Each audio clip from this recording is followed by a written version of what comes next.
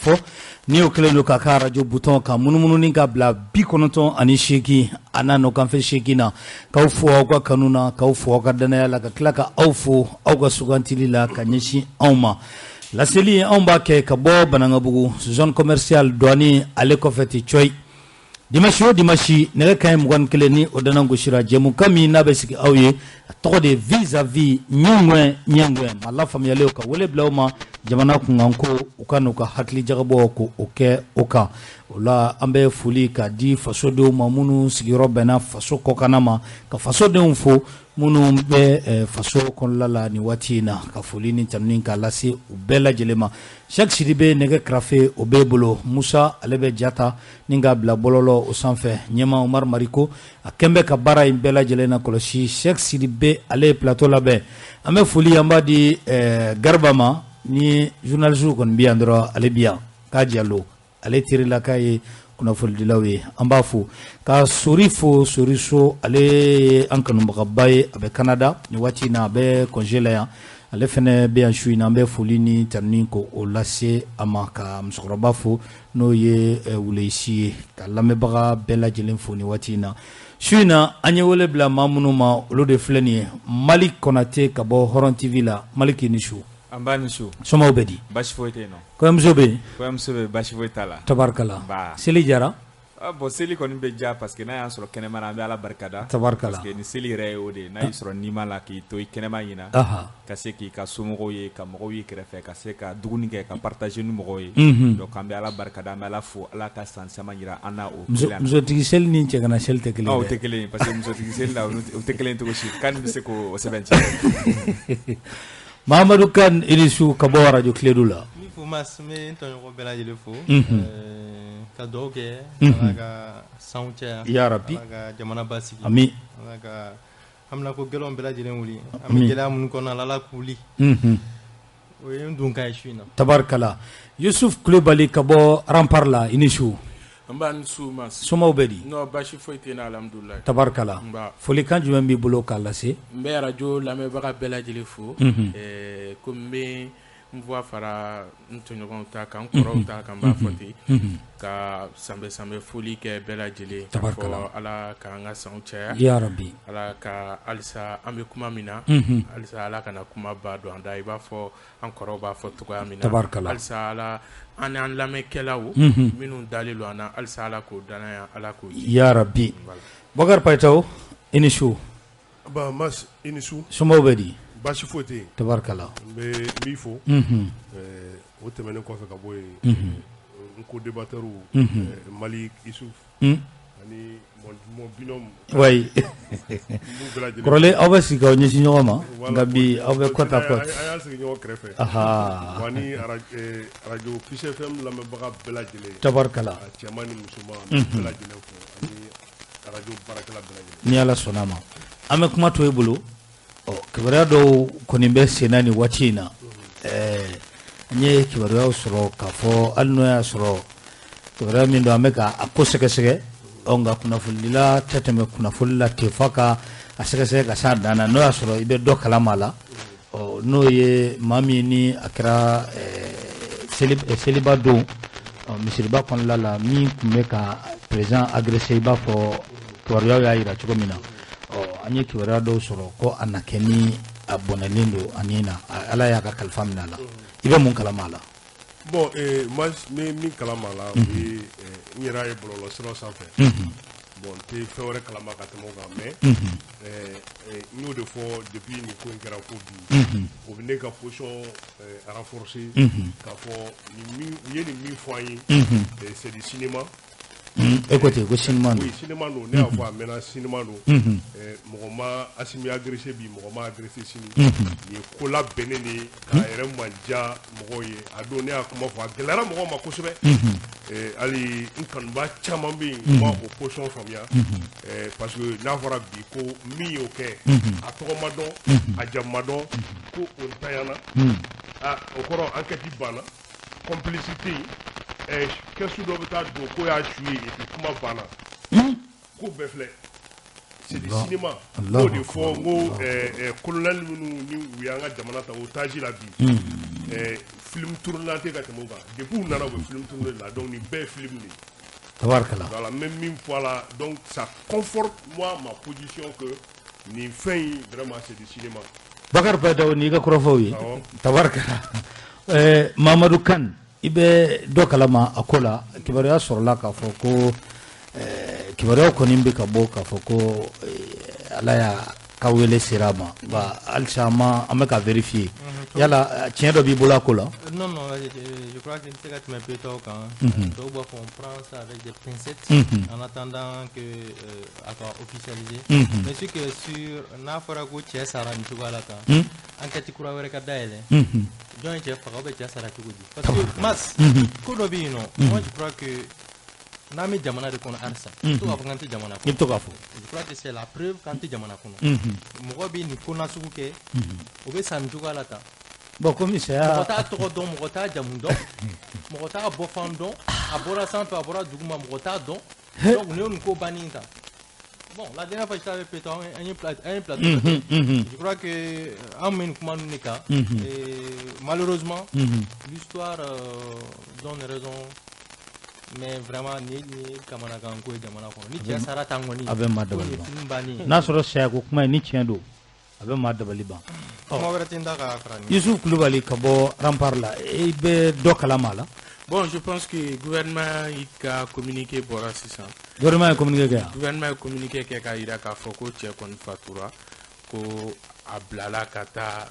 ko investigation konna la minye uya blagata abanana atara Gabriel Touré la ko fa utarana éponger ka foko ani bina ponger le gouvernement ka ibora ka communiquer min blasanga foko teni bina et ponger cetro fora chotre ma fo ajam ma fo aga bara ma fo aga foi ma fo mas aga dugu ma fo moi je pense que ni femi bolelo e iba fo amakanya na fo ba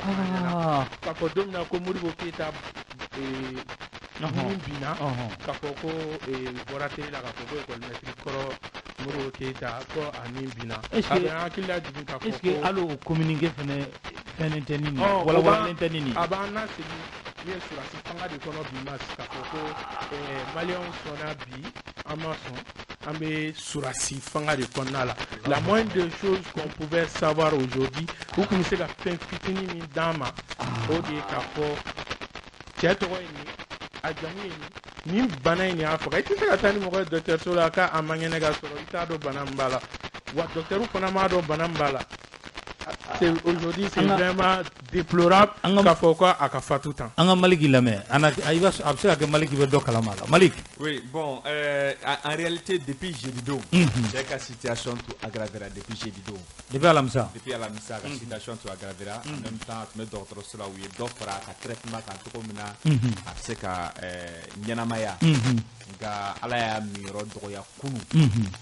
donc je crois que gouvernement moyen to mina ka se ka jamana donc kuna fonia parce que information sensible alni a soro ka fo on qui a soro debin kunu kabini kunu kibaria be bolo ka ko te fatura kunu donc situation du même c'est que se ka nyefo mo ina ka fo ko te fatura je crois que depuis kunu fo bi o de la beng be sema ka adankenya mo ko mais cetro donné no cetro madon atoko madon abe baram ka o madon nationalité du même babul malien de walma yoro du même o madon shimadon mais am se ka mun fodron ni ko ina wéré ka fola de ni kunu mun fora je crois que bogolim sur la chela blessure wéré ni mana ka foko a jogina en même temps bogolim daraka para so bien ka se ka a farkolo la fagaya donc para so bien tarana do sinon folo kala du club SE la ka sinon folo kala après au tarana do la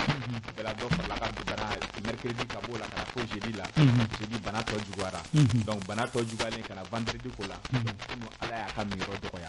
mais muno sa nyingali mbe tomi be sigi o de ka fo yala pourquoi ali communiquer re kono pourquoi o ma se ka che jamu na to ko a to ko e jume a jamu e jume communiquer kono je crois que o de ka ke tomi re nyingali re parce que mo ko be soupçon bla na faut pas to ba photo comme là c'est pour ça debin kunu ni information sur ani mo gam ni kuna fona information na nyoro fo ngo munu be ka scénario a fo ko scénario do ani munu be ka fo ko film no ko la beneno ka se ka la ben chukana su la ka chenya kabo oluka position renforcer nyo fatiki la mo ko ina kunu ala kunu yɛrɛ la hakili jiginna mɔgɔ min na o kɛra Mamadou Kane ale ni Payitaw olu ka n bɛ se k'a fɔ 100% tɛ mais 90% olu ka fɔ ko fɛn min don k'a fɔ ko film don fɛn min don a labɛnnen don nka n'a ko kɛra tan cogo la je crois que hali communiqué in kɔnɔ fɛn fitinin dɔrɔn o tun bɛ se ka hali duti wuli ka bɔ yen ka se ka tɔgɔ fɔ mɔgɔw ɲɛna ka jɛ jamu fɔ mɔgɔw ɲɛna ani enquête kɛ sera ka fɛn minnu ye cɛ kɔfɛ yanni ka se cɛ fatuli ma ka se k'o fɔ parce que cɛ salen kɔfɛ enquête hali ni enquête kɛra a bɛ se ka don cogo di je crois que yanni cɛ ka sa u kɔni kan ka sɔrɔ ka fɛn dɔ sɔrɔ cɛ da kɔnɔ walima u ye fɛn dɔ sɔrɔ cɛ bolo mun na u bɛ se k'o fɔ jamana kɔnɔdenw ye mais ka kɛ tan cogo la surtout yɛrɛ ɲuman na u b'a fɔ cogo min na ko l'agresseur du président Assimi Goïta donc ni ko l'agresseur du président Assimi Goïta jɔn de don a bɛ bɔ min a bɛ mun baara kɛ donc o de kan ka ɲɛfɔ mɔgɔw ɲɛna sisan je crois que enquête nin ko in man ka bila tan parce que n'a ko bilara tan a bɛ Payitaw ni Mamadou Kane ka ko tɔ renforcer Payitaw bi la conforter sisan n b'a fɔ Malik ɲɛna ko ne bɛ nisɔndiya ni Payitaw ta kɛra tiɲɛ munna parce que ne bɛ nisɔngoya k'a fɔ ko mɔgɔ dɔ fa walima mɔgɔ dɔ den mɔgɔ dɔ balimakɛ u ka bɔnɛ a nin na ten parce que ne b'a wele ten nin mɔgɔ dɔ somɔgɔ ka bɔnɛ a nin na ten k'a ye président agressé ne y'a sɔrɔ o de ye tiɲɛ o kɔrɔ ko Mali ti jamana ye bi ne bɛ Ala deli Ala ka Payitaw ta kɛ tiɲɛ a kana kɛ yɛrɛ ko nin ko in yɛrɛ ma kɛ yɛrɛ nin ko in yɛrɛ ti tiɲɛ ne bɛ Ala deli o la ka tɛmɛ k'a fɔ ko mɔgɔ dɔ somɔgɔ bɔnɛna a nin na tan. Ok. Oh, Payitaw. Je voudrais vraiment Malika yɛrɛ bila à l'aise. Cɛ tɛ yen, ça n'existe pas. C'est des cinémas. Donc cɛ tun tɛ yen yɛrɛ quoi e yɛrɛ fɛ. Kare fara dɔrɔn min taara minɛnnu fɛ kare farala dɔrɔn u y'a bila ka taa ka ci la. Donc formule de bɛ parce que a tɛ se ka to ten o. Fo fɛn dɔ ka fɔ an ye. Payitaw ye nin bɛɛ kɛ film de ye. Non nin bɛɛ film de ye sa c'est des cinéastes. A lajɛ ko kɛra cogo min na c'est à dire mɔgɔ min fɛ ka président faga o tɛ se ka taa président minɛ a kan ma ka dɛsɛ ka faga o tɛ tiɲɛ ye. Cɛ t'o ye. Non. Et puis mɔgɔ min bɛ nin kɛ on peut pas nous dire que c'est un amateur ne tɛ sɔn o kuma ma. Parce que professionnel mɔgɔ min mɔgɔ faga t'a ɲɛna foyi ye o de bɛ sɔn ka nin risque sugu ta mɔgɔ ma deli ka hali muru turu mɔgɔ la ou bien ma deli ka marifa ci mɔgɔ la k'i jɔ k'a lajɛ fo ka nin bin i ni ka min ka se fo niveau dɔ la ni fara dɔrɔgu la ni ma deli ka mɔgɔ faga ci la donc on peut pas nous dire que c'est un amateur ni tiɲɛ don donc ni tiɲɛ don o kɔrɔ mɔgɔ min ye nin ko kɛ c'est un professionnel à 1 mètre déjà muru b'a bolo o y'a sɔrɔ a y'i ka ko ban donc maintenant o bɛ mun fɔ a ye dɔw ko nɛgɛya b'a la ne ko non ni nɛgɛya b'a la le fait que a tɛgɛ tigɛra ka ban nɛgɛya thèse binna o donc o ni kuma in bɛɛ film de ye donc cɛ tɛ yen min minɛna an ye min ye kare farala u ye cɛ bila a taara ka ci la donc formule de tun bɛ ka ɲini nin bɛɛ ye k'a fɔ an ye ko in enquête bi ban cogo min na pewu Assimi mɔgɔ bɛ min na a y'o sɔrɔ o ye sympathie ye Assimi ye sympathie sɔrɔ. Sympathie ye mun ye. Sympathie a lajɛ mɔgɔw ka kanu wa. Voilà donc bɛɛ communiqué kɛ unanimement hali minnu tun ma sɔn Assimi ka fanga ko ma olu bɛɛ communiqué kɛ unanimement k'a dénoncer an y'a ye les religieux et les familles fondatrices bɛɛ yɛlɛla et aujourd'hui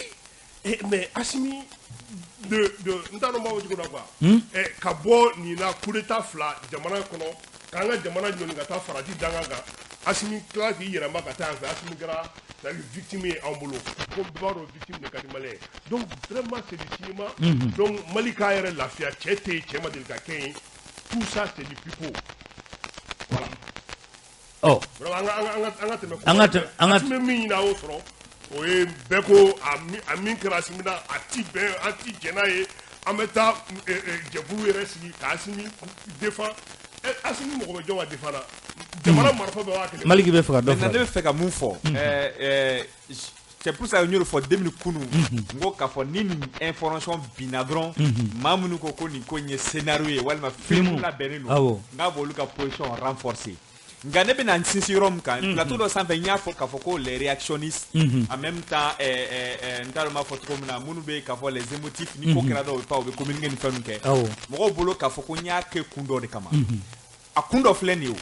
parce que jɔnkuna ta kɛra tout le monde c'est à dire bɛɛ mun tɛ jɔnkuna fɛ mun tɛ jɔnkuna bɛɛ y'a condamné mais foyi jumɛn bɔra kɔfɛ résultat kelen ma bɔ a kɔfɛ mɔgɔ faga min kɛra hali n'i y'a sɔrɔ k'a fɔ ko bɛɛ m'a kɛ unanimement le 11 le 10 le 11 a b'an ka bi thème na mɔgɔ min y'o kɛ an bɛ yɔrɔ jumɛn bi minnu fagara Gao mɔgɔ min y'o kɛ an bɛ yɔrɔ jumɛn na bi c'est pour ça que ne y'o de fɔ n k'a sera niveau dɔ la ten Mali la an ka bɔ communiqué kɔnɔ nin kɔnɔna pression bɛ se ka kɛ jumɛn mun de bɛ se ka kɛ nin ko in tɛ se ka bila tan par exemple Jɔnkuda ta la ni politiciens y'u jɔ k'a fɔ ko hali ni Jɔnkuda ka yafara a tɛ yafa justice k'i jɔ a jɔyɔrɔ la k'a fɔ hali Jɔnkuda ka président c'est la première institution la République o de attaquera a tɛ bila n'o tun kɛra solution tun bɛ sɔrɔ a la o mais n'a kɛra tancogo la ka nin fana kɛ tancogo la an ka nin fana maa mun ta an ka communiqué kɛ an ka daw ma an bɛɛ k'an sigi k'a lajɛ justice ka taa bila kɛrɛfɛ parce que n'i y'a ta k'a lajɛ ko c'est-à-dire l'agresseur même il était a tun bɛ essayer de ka bolo kan donc cela veut dire tout simplement n'a bolo tribunal ka bolo kan fɔlɔ ale tribunal ka bolo kan fɔlɔ ni communiqué yɛrɛ procureur ka communiqué ta k'a lajɛ ce n'est pas riche de contenu fɛn t'a kɔnɔ a bɛ se ka mun fɔ anw ye mun fɔ a n'a ye lera ye mun bɛɛ réseau kan o ye kelen ta o don a communiqué kɔnɔ k'a fɔ ko an kɛ tan coup comme tout le temps la même chose c'est-à-dire il n'avait pas accès c'est-à-dire à la personne ni y'o de fɔ mun de fɔ sa problème yɔrɔ min na sisan dɛ justice fana kan ka ko ta ba la ka ko ta bolo la minnu fana bɛ ka condamner an kana da condamnation dɔrɔn ma mais de suivre le dossier jusqu'au bout fɛn jumɛn bɛ se ka kɛ pour que nin dossier parce que bibi na e ye politicien e b'a condamner dɔrɔn i b'i sigi bon Asimi ka yafara ko bɛ datugu n'a ko datugula sini ma sinikɛnɛ ne kɛra président ye a ɲɔgɔnna bɛ se k'e sɔrɔ yen ça c'est vrai donc o ɲuman ye mun ye communiquer c'est bien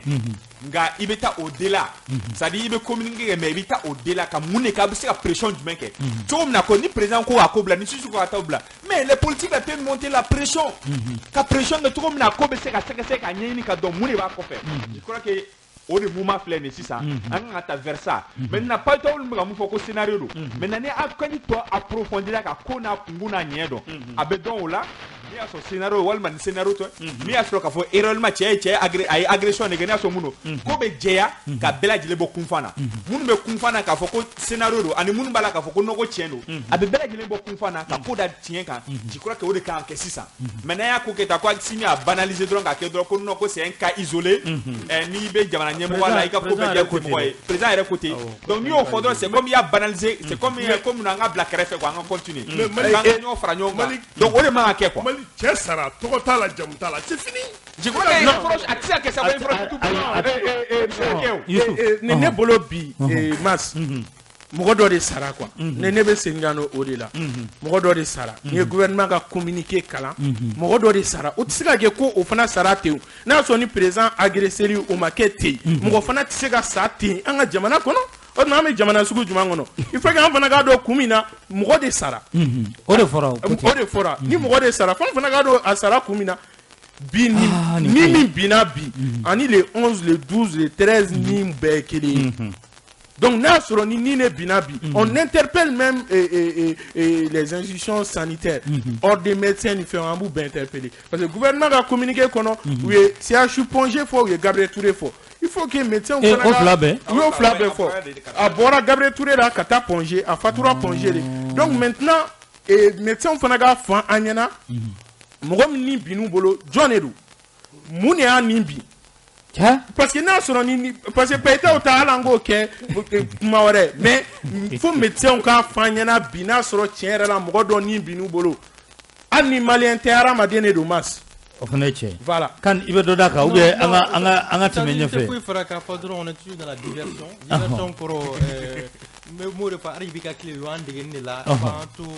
mɔgɔ bɛ sɛbɛ k'u la wagati min na bɔ ni fɛn dɔw ye nin y'o de ye an t'an dogo kuma kɔfɛ nin y'o de ye ka mɔgɔw lafiliya ka mɔgɔw fɛ ka na ni an bɛ nous sommes dans un pays de faits divers Mas hali sisan ataki bɛ fan bɛɛ lajɛlen mais mun m'a intéressé mɔgɔw ka fini don cogo président Muru tun bɛna don a kɔnɔ a kan Mas mɔgɔ fagala tu vas droit au but mɔgɔ fagala ni tu es déterminé an ɲɛ bɛ djihadistes la u b'u ka fɛn kɛ cogoya min na kan fana bɛ film ko kɔnɔ non mais c'est que sûr e ma sɔn a ma yɛrɛ de an b'i kunkolo minɛ ni hypothèse dɔw de tracé k'a fɔ n'o de don clairement aujourd'hui an bɛ se k'a fɔ an bɛ film kɔnɔ parce que identité ka gɛlɛn quoi Mas tiens ni somɔgɔ b'a la ni malien don ni somɔgɔ b'a la doit porter plainte contre le gouvernement malien ah oui Aka janaja uga fond avec deux mais en bébita nala sonama. Donc dès maintenant enquête fana na dès au niveau des hôpitaux, morgue là amta la jemo na sugu. Parce qu'on peut pas continuer avec ces cycles là quoi. Ali communiquer la trop ma fort, ma fort. Quand faudra qu'on et les hôpitaux, les responsables des hôpitaux nous écoutent maintenant. Mais est-ce que coopérer non, on va coopérer mais c'est très important. Est-ce que moi obsèque do hôpitaux nous connaît qui m'a risqué. Comme ça c'est impossible. On retire que voilà. Anga baraba yamaria. Anga c'est au kibaru nyini. Donc uga bara noyama afta morgula an raba enquête mini ka don tie mo na sugu mi ni arama dene don ngoni ni jinate ni arama dene d'accord amanye ni OK dobe do fraka ou bien anga tanya fe je crois que ni ko merom na sisa pour que ni ko merom na kan ya foto kom na mo on tita docteur sola ka fo ko fiche sanitaire makilao aka glede car établi ka iga fenge ki ka dossier I trouve fo jambe fo bi o ilaje chini misi médecin wara be na mo se wara be na ko mi se akra chugo ntarama base de données do ko ni be no kanga ki be SEO ko ni bula akra chugo ça de o tsika ke quoi toko jamu chugo ko ni base de données do be ni asro ka fo ko chema kuma fie anga kere ko chechira sera niveau mna tse ka kuma akara boboy kesi foi taku foi kisa kelen foi taku maintenant am sika fo ka bi sika gelea au niveau là même là au niveau là ni fait me tuwa mna je crois que jamana woro ka al ni présumé innocent pour des questions d'enquête atikala mo ka image be ira pour des témoignages John Mbado mais fait ka rondo parce que akere nyana yala che kulela ama kulekea chema kuleo amakule sadi di bogol be kera chela ali wati na we cheta ka film mobile kono mas u ka marfa be jukuru be bla kesum kono kesum kono ni o ta ko sigi cheka chema kule mo sabale tumeno keleno tume en fait marfati joli ba kono tarana chema kule amakule maintenant ne me fait ka mu fodron déjà ni aso chekumana bas fendo bubule ni aso ko chema kuma fiofio cheko ni maji bubulu ni image bibolo ça facilite l'enquête ça appelle témoin que John Ebado déjà qu'a faturo maintenant atumika atidoke déjà même s'il est présumé innocent comme avec photo mais pour que gasiga enquête donc maintenant photo be ira mongola John Ebado appelle témoin mais ne Ebado ne be karsa donc a toko ini a jamu ini a barada ini a sega nke kanke on se auto fo juger non maintenant à travers cette enquête to be sega approfondi maintenant a chem flani a donc on a c'est-à-dire à téléphone kono aka bara tu jumɛn aka la c'est-à-dire aka wuliga jot tu ɲɛsin me fɛn jumɛn téléphone kono ani John me contacte la téléphone jumɛn m'a bolo aka téléphone numéro jumɛn hali par exemple a sugu la i bɛ taa sɔrɔ a dɔw bɛ yen nɔ comme a fɔra ko professionnel tɛ mais ne bɛ se ka a bɛ se ka dɔw ni dɔw professionnel don u ni pièce foyi tɛ taa wa hali ni téléphone tɛ taa c'est-à-dire kurukutu de bɛ taa donc mais au bɛɛ n'a ta ni photo kɔni papier la kɔni maa bɛ sɔrɔ mun b'a dɔn non ni mɔgɔ sɔrɔla mun b'a dɔn o tigilamɔgɔ bɛ sɔrɔ mun bɛ se k'a ka téléphone numéro di n'o tigilamɔgɔ y'a ka téléphone numéro di il y a les comment dire les opérateurs téléphoniques olu fana bɛ yen nɔ olu bɛ se k'a lajɛ a ka fɛn kɔnɔ liste répertoire kɔnɔ ani maa jumɛn tun bɛ contact la ni tile fila kɔnɔ ka kɔn Asimi ka agression ye donc nin bɛɛ bɛ se ka kɛ ka se ka enquête walankata ka se k'a dayɛlɛ k'a dɔn cɛ ye jɔn ye a y'a kɛ kun jumɛn kama ani jɔn de tun bɛ ka kɛ ɲɔgɔn fɛ fɛn jumɛn de b'a kɔfɛ ka se k'o bɛɛ lajɛlen ko da mɔgɔ kunkolo la mais n'a kɛra ten ka nin ko bila tancogo la n'a ko bila tancogo la Payitaho ni Mamadou Kane ye mun fɔ ani mɔgɔ wɛrɛ ye mun fɔ a bɛ olu ka position renforcer k'a fɔ ko film don hali an minnu ko film tɛ k'a fɔ an ye mun y'an ɲɛna k'a fɔ ko film tɛ a b'anw fɛnɛ c'est-à-dire sama ka tugu min fɛnɛ nɔfɛ parce que an bolo c'est impossible o tɛ se ka kɛ cogo si la ko maa ka agression kɛ k'a fɔ ko enquête tɛ se ka fɛn dɔ yira k'a fɔ ko nin y'a ka identité dɔ o tɛ se ka kɛ. voilà Mas Mas mais min fɔ Malik ni Payitaho ninnu ka club mɔgɔw bɛɛ. club jumɛn. minnu ko ko tiɲɛ tɛ parce que Malik mina faru. Malik t'a la dɛ. Malik mina faru kan sɔɔni. ayi a t'a la fɔlɔ. mais min fɔ u bɛɛ na. an ka jate daminɛ an ka calcul daminɛ Asimi ka fanga su fɔlɔ filɛ nin ne bɛ ko in ye ten nin Asimi ka fanga a su fɔlɔ bɔra fo ka taa se wagati min na an ka Payitaho ko mɔgɔ ma sa olu de ko mɔgɔ sara a ka su fɔlɔ filɛ nin Malik bɛ ka min fɔ k'o ka enquête kɛ ka nin kɛ Malik yɛrɛ ko caman ba kɛra minnu enquête ma bɔ wa u bɛ nin fana kurukuru ten n'u y'a kurukuru hali n'u wulila an b'a fɔ ko Asimi ninnu ye mɔgɔ kelen kɔni nin binna u bolo Asimi ka su de don tabarikala an bɛ taa ɲɛfɛ n'antara ɲɛfɛ i b'a ye k'a fɔ fɛn min ye premier ministre Choguel Kogala Maïga a kan ka t'i jɔ CNT ɲɛkɔrɔ tile 2 in na a kan ka baara min boloda transition tɔnin kɔnɔ ni ka o ɲɛfɔ nka yan'o cɛ a y'a yira ministrew la alamisa tɛmɛnen a bɛ ko belebeleba 4 kan a ko fɛn min ye lakana ye ko ka dɔ fara o kan kosɛbɛ a ko ka élection ɲuman ko o labɛn fɛn min ye yɛlɛma minnu kan ka don an ka jamana taasira fɛ politiki ko ta fanfɛ n'o ye réforme institutionnelle ye a ko o baara kɛ nin naaninan ye ka mara kɛcogo ɲuman n'o ye bonne gouvernance ko o yakubaya nin 4 don Malik i kelen kɔ ka nin kuma mɛn conseil des ministres la yanni a ka taa CNT la a ka walawala in yala nin 4 e yɛrɛ fɛ fɛn dɔ b'a jɛya bon ne hakili la k'a fɔ nin fɛn 4 bibi na Mali ka urgence bɛ nin fɛn 4 kɔnɔ hali ni ne yɛrɛ bɛ se ka kɛ hali o yɛrɛ la k'a fɔ ko n bɛ 1 walima 2 ɲɔgɔnna k'o bila kɛrɛfɛ fɔlɔ k'a ɲɛsin 2 ma mais nin fɛn 4 an bɛ don min na ko bi Mali mago b'a kɔnɔ en même temps nin kan kɛ Mali ka priorité ye cogo min na ninnu bɛ se ka taa axe fɔlɔ fɛn min k'a fɔ ko transition dɔrɔn ka baara don transition dɔrɔn ka baara tɛ parce que sécurité renforcée sécurité renforcée transition dɔ ka baara ye sécurité bɛ se ka dɔ k'a la ka dɔ k'a la fanga min o fana k'i continuer a fɛ cogo min na ɲinan ko tɛ san 5 ko tɛ san 10 ko tɛ i b'i préparer de en même temps c'est toute une vie c'est à dire fo ka taa fɔ diɲɛ wula don min na sécurité bɛ renforcer chaque jour bi b'a renforcer sini b'a ye k'a fɔ minnu bɛ yen k'a fɔ k'olu fana bɛ jugu la olu fana b'o renforcer de ka yɛlɛ sanfɛ donc e fana b'a essayer ka renforcer maintenant mun ye axe 2nan ye les réformes politiques et institutionnelles. Je crois que les réformes politiques et institutionnelles aujourd'hui, en bébé quand le Ibrahim Bouar Keita Ouati allait à essayer, ma do ma nyabulu. Maintenant transition fait na ya la transition na se ka bekewa. En même temps bibi na gelea chamambe non parce que on parle des réformes politiques et institutionnelles au Mali. Mais ibita soro a fama bela jele nyashine mu ma fenfla. Révision constitutionnelle accord co. Bon, na o fila de do ni a fɛn bɛɛ ɲɛsini bolo sa ni an bɛ ka kuma fɛn fɛn kan réforme institutionnelle réforme politique la ni y'u ka fɛn bɛɛ ta k'a lajɛ o bɛna ni fɛn fɛn y'a kɔnɔ c'est révision constitutionnelle parce que n'i y'a jateminɛ o yɛrɛ ɲumanna u ye région minnu sigi ani u bɛ ka yɔrɔ minnu fara tigɛ ka kɛ police territoriale fɛn bɛɛ ni bɛɛ bɛ accord kɔnɔ accord la donc ni accord fɛnɛ mun fɔ ça c'est la révision constitutionnelle parce que nous si tɛ se ka kɛ tant que ni jamana sariya n'o ye constitution ye tant que n'o ma yɛlɛma donc en quelque sorte u lielen bɛ ɲɔgɔn na c'est pour cela que Zabi y'o de fɔ a ka kuma kɔnɔ l'autre jour CNT kɔnɔna na a ye panel dɔ animé a kɔfɛ an y'a ɲininka an ko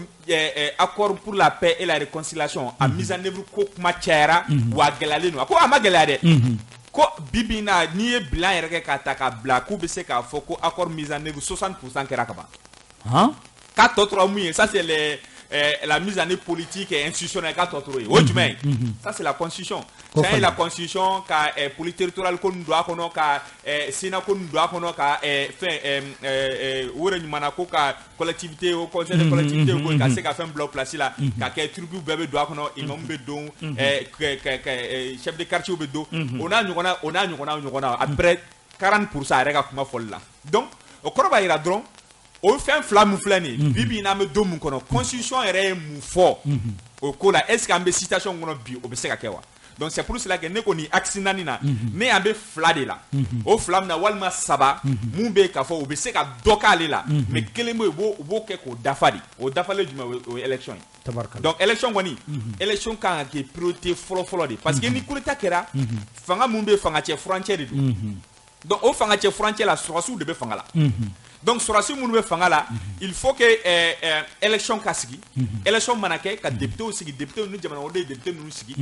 ka président sigilen président min jamanakodenw sigi donc a bɛ dɔ jase quelque part légitimité dɔ b'u kan o légitimité mun b'u kan o bɛ kɛ sababu ye fɛn caman bɛ yen nɔ o bɛ se ka nɔgɔya fɛn caman bɛ yen nɔ o bɛ se ka kɛ k'a sɔrɔ parce que ninnu mana fɛn o fɛn kɛ sisan ou bien ka fɛn o fɛn bila k'a bila président élection nata ɲɛ ni président élu la o président bɛ élu a bɛ se k'a bɛɛ bila kɛrɛfɛ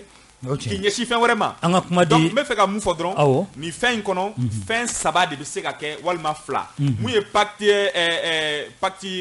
fɛn 3nan tɔgɔ yɛrɛ fɛn pacte social pacte de pacte de stabilisation donc o mun filɛ nin ye o fana bɛ se ka kɛ o fana faralen don bonne gouvernance kan o fana bɛ se ka kɛ mais o fɛn fɛn filɛ nin ye o tɛ transition dɔrɔn ka baara ye comme Choguel y'a fɔ cogoya min na ni transition sera ka mun k'a la fanga min bɛ na o b'a tɔ dafa ok an bɛ kuma di fɛn min ye Mamadu Kane yala nin fɛn belebeleba naani e yɛrɛ fɛ dɔ tun bɛ se ka fara kan ou bien dɔ tun bɛ bɔ a la. Oui, moi, il y a quelque chose qui a fait l'État, c'est une continuité. Un clip à la Mokhtarwan, à travers CNT Nyama, a pas présenté. Lui, il avait 6 axes. Axe Woro, je crois, 23 objectifs, plus de 200 actions, etc. Un programme très ambitieux, Beba Rokat Sekake. Mais au Canada, il y a Yamara, Bandaoni, Assimi Goïta, président et vice-président de la transition. Je crois que Kourabi, c'est très important. Anga boni kono ça dit 9 mois pour rien du tout. Bondoni Assimi Goïta, il période que transition d'amener là. Faut que ta se wakati doma, faut Mokhtarwan nana CNT Nyama kaka programme présenté. En Europe message qu'on a adokati se kake. Mais pourquoi il y a tué qu'à passer et wasado Nyama. Même si c'est des gens qui n'ont pas été élus par le peuple, ils ont été nommés, mais quand faut qu'on y trouve la temps, abnabe programme dans le déroulé comme nake pour le bien-être de la population, on a lakanako, on a kalanko, on a keneako, fin chaman, au bébé programme qu'on a.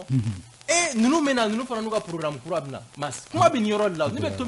Tomi bleu rôle là. C'est ça le problème en fait. Vous n'avez que 18 mois, abeba kalama, transition 18 mois, mais avec 9 mois que pour papa là, t'as n'importe qui faut tenir la boîte, t'as terminé si j'étais bon. Maintenant, il faut la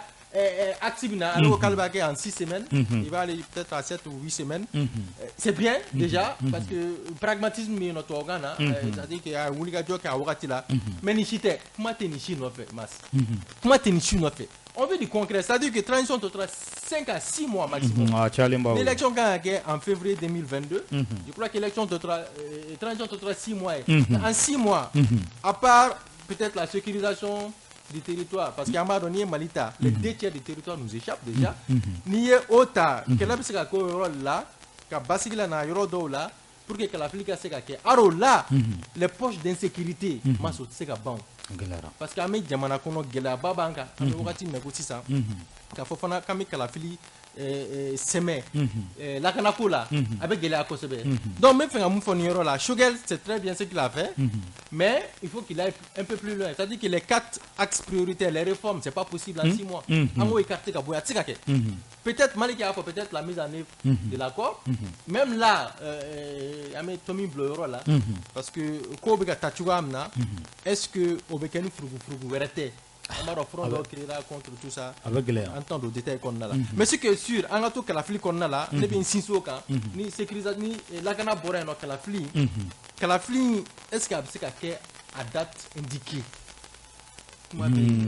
bébé nyoro là parce que mas jusqu'à preuve du contraire on sait qu'a fourni ko en ben a fin keling à la flico là aïe fait organique de gestion des élections akuma ka chambi donc c'est qu'a fourni ko Choguel a fourni tantôt il vient dit qu'il propose tantôt il dit abna ko wakati do abna ka ba proposer wakati do abna ka beke organique de gestion des élections mais à 6 mois des élections on ne sait pas concrètement moun ebna ke. Moi, je crois que une priorité Flare Bambolo, s'il faut proroger la durée de la transition, la d'offre transition pour que Barack parce que au grand sur la chose la ligne de Bounana. Je crois qu'il y a un plateau, et c'était dilatoire, qu'à temps perdu pour rien du tout. Mandat trop d'affaires. Oui, bon, déjà, voilà une ligne, voilà une ligne, et quand on entend pour la manière, on peut trouver d'abord la mise à résidence surveillée là, comme si c'est-à-dire que Mako dame n'ont fait le tout le monde a soumis le gabara tumbolo compétence etc quoi c'est-à-dire que quand tient toi là quand c'est qu'à tient toi là quand sur ka demajala ta dame Mokhtarwan ni banda oku ah ouais out fouille là donc biame gela ngono c'est la durée de la transition les 6 mois restants à Barab n'a que tout dit concrètement Choguel il est très ambitieux mais qu'à fois il a qu'à gagner à qu'à réforme non appliquée même la révision constitutionnelle ça va être très très compliqué la mise en œuvre de l'accord peut-être avec le nouveau ministre des Affaires étrangères Abdoulaye Diop Ouliga Diop là mais Madala no ko fa ambitieux kata c'est pas Adana c'est que sur ou quoi chronogramme doit très clairement dès maintenant qu'à fois me bois ma. Non, explication na CNT je crois que c'est le 31 juillet manata na nya foyer barob na tchugumna parce que ayre ko tous les 45 jours ministre va évaluer à côté. Ah d'accord. Donc il reste combien de 45 jours transition là parce qu'un mandat normal qu'on a là. Donc très concrètement, le 31 juillet, Akata CNT nema amna sura ko le CNT illégitime amo bo o débat qu'on a là. Mais aka fo clairement barab na tableau même. Ni ala sonama. Yusuf eba ye chogodi ni jose nani mi sugantira ka foko baraw benake ni kon lala. Il va faut quand il y a photogramme na c'est ambitieux. Ni a alla me follow parce que il faut que angase ka adon jose nani fana kono ko yi olu fana yemui. Et comme quand il y a photogramme na les réformes ça sera très difficile. Et puis sécurité ay point follow bloc sécurité moi je pense que Mtarwan fanaka point follow ku yo au clé ni no oye sécurité ko malide bega point follow et sécurité mais qu'est-ce que concrètement aujourd'hui qu'est-ce qu'on peut faire et qu'est-ce qu'on appelle c'est sécurisation renforcée ou bien sécurité renforcée amse ka OK to diga suranga jamana envahir le part des forces étrangères ambo ke to godi force étrangère ambo ambe jamana sécuriser to godi gaso mo ban fait mo e marfa bu bolanga sur la soute ambe jamana sécuriser to godi ça sera très difficile finiti utina jamana shikono ku ube kenen bani kautato kelekela flabu joga tegere fu kumbe avion tagata o madilga ke nu OK jamana mina ugana fo atanke uluba en fait ça sera très difficile igame barkan ni minusma ma ube force étrangère fait ban fait ali et islamisou fait la force étrangère minubu tchela ni malien te ngamba berima ni fait malien na be mali tukolo kan nka olu toya antisega foko sécurité renforcée amé munike amé nyongonegeni amsega accord signé amsega accord keme signé ni accord yamba appliqué faux ka ban ama foko 65% ka soro accord signé na ko pour la paix mais paix de bika tien ka ta fait dongodo ça veut dire que accord yere fanate solution yi quoi ka force étrangère ou t'en fait en sécurité ko yere en asro amsega nga vie ka krefe nga vie ke a krefe ça ayi force étrangère nous krefe vous connaissez bien peut-être vous savez que y en fait mo ko na sinyo ma amsega en chique ou là mais ka fo de kubina kele les ban PP ou bien ko sécurité de be senya na iba fo 2011 ou bien 2010 ang betu gamina c'est impossible angana nyoko negere il faut les ni a jatemne quand il y a réforme ko comment faut peut-être les réformes politiques peut-être c'est un peu possible mais institutionnel en bas que tout dit amna munike en 6 mois olato moi je suis curieux car chogel la main quoi 6 mois qu'on a bina que tout amina OK si tu as une opération kamikaze de données bolona à bla à terrain si tu n'as pas sécurité ou bien à bedi et réforme et réforme sécurité qu'on a man flou dilali nan tararo mina nan danayaro mina yan transition ga ban odo mais mi réforme tayre shogel abina fayena abina opération inquiète ko amina réforme opération surtout nan kan ta révision constitutionnelle là ou la article d'OB constitution et économie nous be faire la ban 118 voilà donc oba irana ka formas réforme peut-être minuye loi électorale ou ni fonye ou organe civil nous ou réforme sugu nous ou lu sega ke mais ka fo de fin ma constitution na soit en république ngona ambe bon au kono PP ou la constitution croire korole kumate fo amta croire kono ou bien nango kame korole ne réviser korole ngone réviser togo obe korole ne kono o koroko tisega ke mais la promotion de la bonne gouvernance moi je pense que c'est là où j'attends encore Shogel ne fait gagner surtout au barrage abena min fo ayi abina mini ke au sirafe OK paitao nani fora effet dobaje wal ma charadi oui bon moi je ne benga basique toujours chartier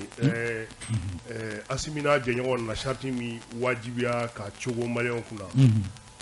ni conseil des ministres mi grand jeudi ni au communiqué ta lage au communiqué be référence ke ko Assimi et transition à mission fixée. Donc Assimi est supérieur à la c'est-à-dire que à la charte, Assimi est supérieur à la constitution. Alors que charte est fait nous fort. Moi je pense que transition mission ni en mission me fallait charte me modifier. C'est que charte qui a sebeni. Maintenant au maquin, nous on m'a beau kalama ko kera. Mais seulement Assimi a annoncé et Assimi a annoncé que au bas bella de sans fait. Maintenant ni aye font ta kelenkelen ni chartita chartiga mission il y a la réforme du système éducatif mais Assimi mi annoncé au temps là. Donc Assimi a décidé qu'on revoit là. Aïe au bois là ni de loi du mail. Net à dos. Moi je ne sais pas. Parce que les mesures nous ont annoncé au retard là. Alors que vous me chargez comme mais Assimi au bois là ou bien Chogal au bois là ni de loi du mail. Au fani. La réforme du système éducatif. C'est là-dedans. Bon, c'est on va charter de kono. On va charter kono. Mais alors que charter de transition à wolo semaine. On le m'a fait fou que charter qu'on fait. Mais où il communiqué t'as kala et ko assimiler transition à mission fixée. Donc conformément à la charte. Bon, mais si c'est conformément à la charte, charter mission faut me fixer avec un bois kono. Ça c'est mon point de vue. C'est comme ça que je vois. Chogal fana ko ko assimi discours minka ka investiture là. Ko au lieu au discours de l'adje kasoroka fenke. Assimi me fanga mina. O fanga nous est transition. Moi wolo sebe charte di. Donc à faut timanga te me charte sambo. Charte di ba be cadrer. Bon anga bo kono ni an na fond c'est pour vous dire que c'est-à-dire que am min kono an ta donre. An kon be. Charte di be bleni. Aïe, moi la même mingo entendons. Voilà, il y a ma famille. Comment on dit où? On connaît un mandat qu'on de bon, mais un même mingo on a retard. Au lieu de bas donner, entendons. Nous on sait pas. Maintenant, quand tu prends point par point, aujourd'hui, et nous sommes à 10 mois de la transition, et à 10 mois de la transition, et quand tu prends la sécurité, d'où t'es, ça veut dire que tout da kelente, comme malé mimine, d'où t'es, anga d'où toi. Kamine chukodi. Ko aye Togo da do me bamanchu bolo kwa ya mine oti togo da kele dugu ka bon togo da kelente ka mi mine maintenant 10 mois yo kami promenade inutile et au 10 mois échec ni Assimi mo fo ba takada bandaw ka échec yi Assimi nga échec de qu'on soit clair maintenant ni fin besina c'est juste ka faire beke ka dofra la transition. Maintenant, nous avons d'abord le rétablissement de la sécurité. Donc, nous avons fait. Donc, maintenant, les 10 mois, nous devons faire une sécurité qui a fouillé ma voie là. Donc, il y a un danda de renforcement la famille m'a rétabli de renforcer. Maintenant, quand on parle de bonne gouvernance, mais et quand je vois Choguel, car bonne gouvernance faut ne débat le banc parce que tout de suite oui ou qu'a décret tout à l'heure je crois le vendredi où ils ont nommé un CT19 conseil technique. CT19 ça veut dire quoi? Quelqu'un qui est recruté à la fonction publique, il n'a pas 4 ans de service, on le nomme conseil technique. Choguel était où? Au ministère délégué chargé des réformes. Mais Amatami, où est la bonne gouvernance? Moi je pense que l'exemple au exemple, les gens vont dire que on est trop mesquin, mais au des exemples de bonne gouvernance, quelqu'un qui n'a pas 4 ans de service, 4 ans dans la fonction publique, c'était 19, fonctionnaire des collectivités, on le nomme conseiller technique. Où est la bonne gouvernance? Il était cadre fou, il a dit et puis même si c'était un juriste, mais c'est un professeur de l'enseignement secondaire. Conseil technique pour un ministère dédié, c'est-à-dire que aux réformes institutionnelles et bonne gouvernance, à quoi gâteau claé, maintenant prime de guerre, comme il fait manganti frola, donc nous sommes là à faire la minute à côté maliko, nous tapons d'oré, donc vous pouvez y avoir des uniques à bécaser, donc quand on parle d'autres choses, pas de bonne gouvernance, en voilà. Maintenant, à ton réforme, c'est ce que moi j'ai dit aux gens. Nous avons un problème de réforme. Mais le problème est texte nous fait, c'est l'application des textes. Texte, quel est mal la masse? Je le dis et je le maintiens. Texte, d'un quel est mal la commune d'appliquer. Donc, ce n'est qu'un réforme que il est texte il faut appliquer. À application, il veut que nous serons. Il veut réformer qui est corrigé. Mais un texte qui est fait drôle. Mais n'y a pas comment d'amener là. Charte minière, il y a transition en gros semaine. Au bout de fara à leur guise, il y a cadeau d'homme dans bail la magatay. Donc moi je pense que vraiment au axier. Donc il y a un terrain et c'est-à-dire que les conditions de vie des Maliens à ma Sénégal d'ado là parce que en dongodo kununga kusani bi o kɛra malien ta ye o kɛra malien ta ye bon n'a nana don élection ko kuma la c'est vrai u da don fɛn na a tɔgɔ ici da sera ma ni an ka constitution ta constitution an ka constitution min bɛ en vigueur bon c'est n t'a dɔn m'aw jɔna quoi cette alliance indigène a tɛ se ka dun constitution charte on sait même pas en beau au fait là c'est une alliance indigène a tɛ se ka dun cogo t'a la maintenant o fila de bɛ yen maintenant sɔrɔsiw ni sogɛli yɛrɛ taara far'u kan sisan o bɛ ka papoter on sait même pas an ka jamana kɔni b'u kun u bɛ ka lombolama u bɛ taa n'a yɔrɔ min na an t'a dɔn mais c'est vrai c'est la réalité mais on peut pas parler de réforme constitutionnelle c'est-à-dire que k'a fɔ k'an ka constitution k'i ka ba ma yɛlɛma constitution min bɛ en vigueur o ko a y'a yɛrɛ yɛlɛma cogo fɔ sɔnni a ka yɛlɛma président de la république de b'a initier nous pour le moment nous n'avons pas de président de la république députés de b'a voter pour le moment on n'a pas de député bon au kɔfɛ ko o k'a sɔrɔ jamana centimètre carré kelen tɛ yen ko min tɛ an ka mara kɔnɔ mais o fana tɛ yen ni condition saba si ma réuni sogo ka fasa san finen sogo ka fasa muru daga ko san finen don o bɛɛ ɲɔgɔn sɔrɔ ko kelen na bosorogɛla dusu bɔ ah bon maintenant o bɛ kɛ cogo di maintenant i ka bɔ yen ka tila ka na tuguni bon o constitution bɛ yen o gulonnen bɛ yen charte dɔ dilannen don ka bila mɔgɔ yɛrɛ t'a dɔn version charte version kelen bɛ en vigueur ni min ka d'u ye o b'o dilan k'o charte fɛngɛ parce que min publiera journal officiel kɔnɔ min kɛra ka président c'est-à-dire investi o tɛ kelen ye ayiwa maintenant moi je ne sais même pas an ka bɔ yen ka na ni ko réforme constitutionnelle bi qui prennent leur courage en deux mains u k'a fɔ diɲɛ mɔgɔ ye bon on a suspendu la constitution constitution bɛ yen an y'a suspend a tɛ yen bi donc n'a tɛ yen les institutions. e ko waati ma tɛmɛ yan. ayi non mais non n'o tɛ min bɛ yen falen cogo t'a la o non falen cogo foyi t'a la bon comme c'est des spécialistes en violation des lois c'est des spécialistes en violation de tout. i ka mi jɔ ma. la bande des colonels Assimila Djemoyoro maintenant ou spécialistes de fɛn bɛɛ la peut-être que solution dɔ b'u bolo comme ou te dɛsɛ solution là quoi sinon moi je ne vois pas solution min bɛ yen o ye ka constitution suspend maintenant en ce moment on élabore une nouvelle constitution donc article 118 an bɛ pan o kunna sinon n'o tɛ ne tɛ solution la maintenant n'an ka na élection na olu yɛrɛ élection fɔ ka tugu ɲɔgɔn na cogo min na moi je ne sais pas an bɛna nin bɛɛ kɛ cogo min na ne kɔni bɛ min ɲini u fɛ u ka kɛ ala kama élection présidentielle u k'o yɛrɛ kɛ parce que an yɛrɛ ma bɛn kɛmina na yɛrɛ a bɛ kɛ yɔrɔnin unique wa a bɛ kɛ cogoya kɔrɔ la wa hali n'a ko an ka kɛ cogoya kɔrɔ la ça c'est impossible parce que le ministre dans la précipitation pensant que certainement a bɛ se ka colonel bila je ne sais pas n'a bɛ se ka colonel bila CENI na a ye CENI dissous donc CENI dissous de kɛra erreur ye parce que il pensait certainement k'u bɛ colonel dɔ bila yen mais sigicogo de b'o la parce que sariya ko n'a bɛ sigi opposition ni mɔgɔ hakɛ majorité ni mɔgɔ hakɛ mais sauf que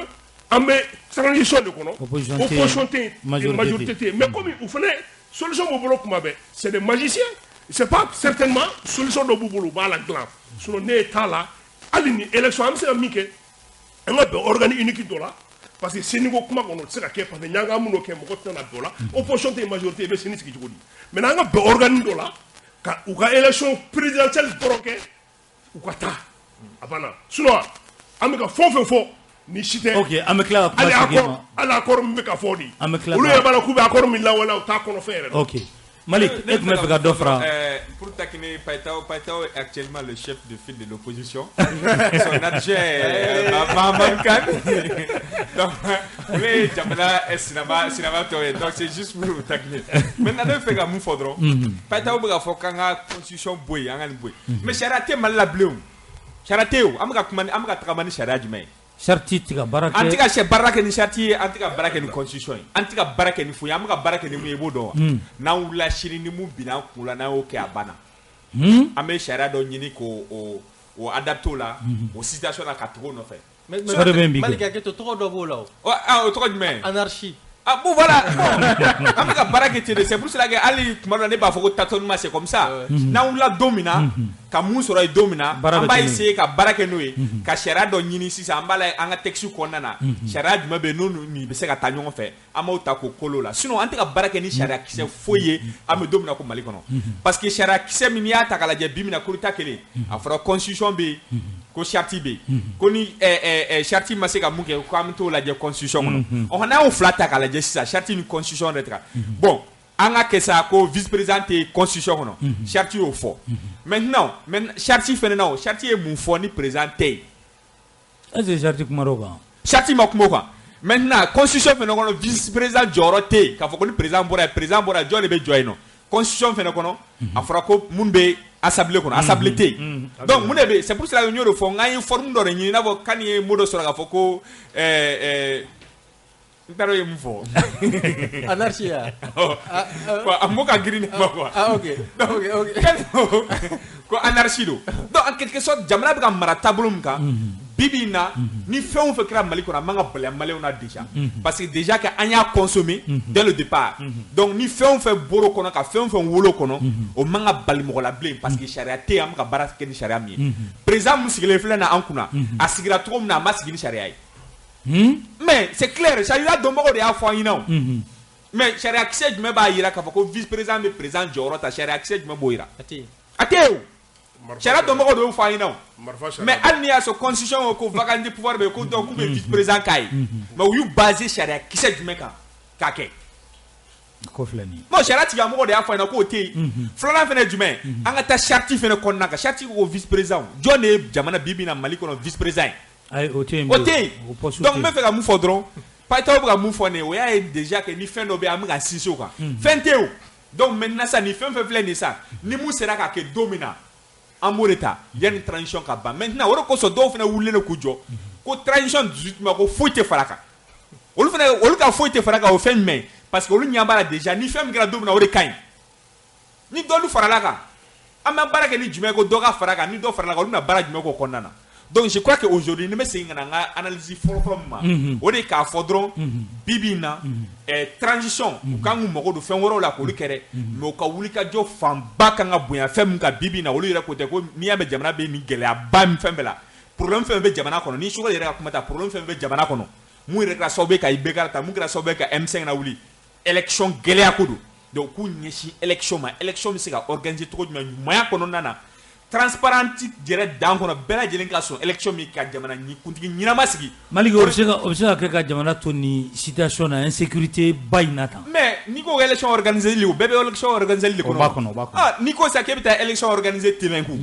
n'i bɛ taa élection tɛnɛnku i bɛ force de sécurité de défense mɔgɔw bila olu bɛ se ka yɔrɔ sécuriser cogo min na maa minnu bɛ taa voter u ka se ka lakana ka b'u ka sigida ka taa vote kɛ donc o bɛɛ bɛ élection de kɔnɔna na o de kosɔn n b'o de fɔ ne bɛ ka ɲɛmɔgɔw yɛrɛ de ka kuma ta n'i ye Mbassi ka kuma lamɛn o ka Sogɛli ka kuma lamɛn o hali kɔrɔlen bɛɛ mɔgɔ bɛ min fɔ ko Mali bɛ problème min kɔnɔ bi ko élection ko problème don maintenant pourquoi an t'an ɲɛsin o élection in ma k'o organiser ka ɲa ka se ka fanga sigi fanga min bɛ yen n'i y'a sɔrɔ o ye bɛɛjɛ fanga ye n'an b'a fɔ o ma ko démocratie k'o ta k'o sigi o kɔfɛ tɔ minnu filɛ nin ye ka se olu bɛ sɔrɔ k'a ɲɛsin olu ma k'olu kɛ n'i y'a sɔrɔ anw yɛrɛ bɛnna k'a fɔ o gɛlɛya ye élection ye yanni an ka ɲɛsin k'an yɛrɛ ka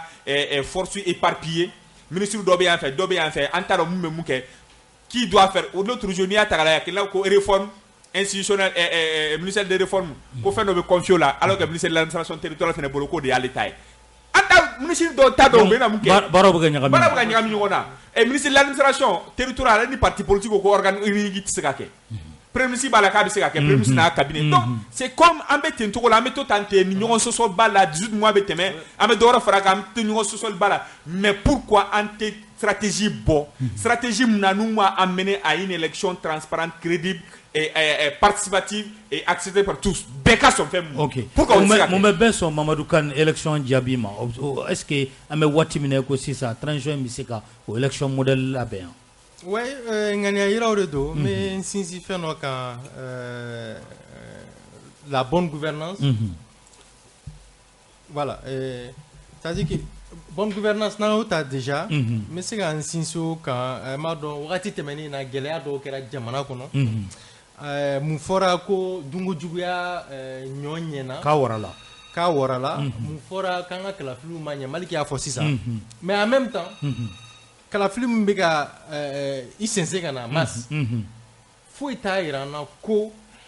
dɔrɔgu feerela mɔgɔ min an ka jamana miliyariw ta ka a k'u sago ye ka kɛ maribatigɛ ye k'olu tɛ présenter kuma ye o de ye mais bibi in na an ɲɛ bɛ fɛn o fɛn na minnu bɛ k'u yɛrɛ yira minnu bɛ pré-campagne na homme d'affaires wo ancien dignitaire du régime défunt ala ka hinɛ fanga in na i bɛ ka fanga olu mɔgɔw mais olu bɛɛ ye indice de ye masse n'i ye jateminɛ kɛ ninnu bɛɛ indice de ye mun b'a yir'i k'a fɔ ko élection ko tiɲɛ tɛna bɔ a la ouais en tout cas o indice min b'a yira k'an bɛ ka taa sira min kan n'an tora tan wari de bɛna président kura la sigi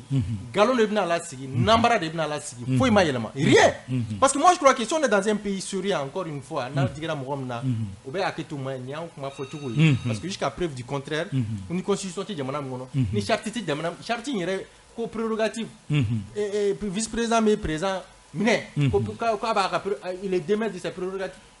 tari n'an b'o situation kɔnɔna la an tɛ jamana kɔnɔ tuguni parce que k'a fɔ dɔrɔn foyi t'a yira n na ko kalafili jɛlen bɛ se ka kɛ parce que moi je crois que ko dɔ de tun ka yira jamana kɔnɔ denw na c'est à dire que IBK taara IBK fanga binna tiɲɛni kɛra dunkojuguya kɛra mais o mɔgɔ kelen n'ont jamais été inquiétés jusqu'à preuve du contraire i n'a fɔ an bɛ wagati min na ko sisan a kelen walahi siga t'u dusukun na wa nafolo min b'u bolo u bɛ mugu bɔ min da la u bɛ ka utiliser comme ils l'entendent u bɛna achat de conscience kɛ n'o ye toujours donc k'a fɔ dɔrɔn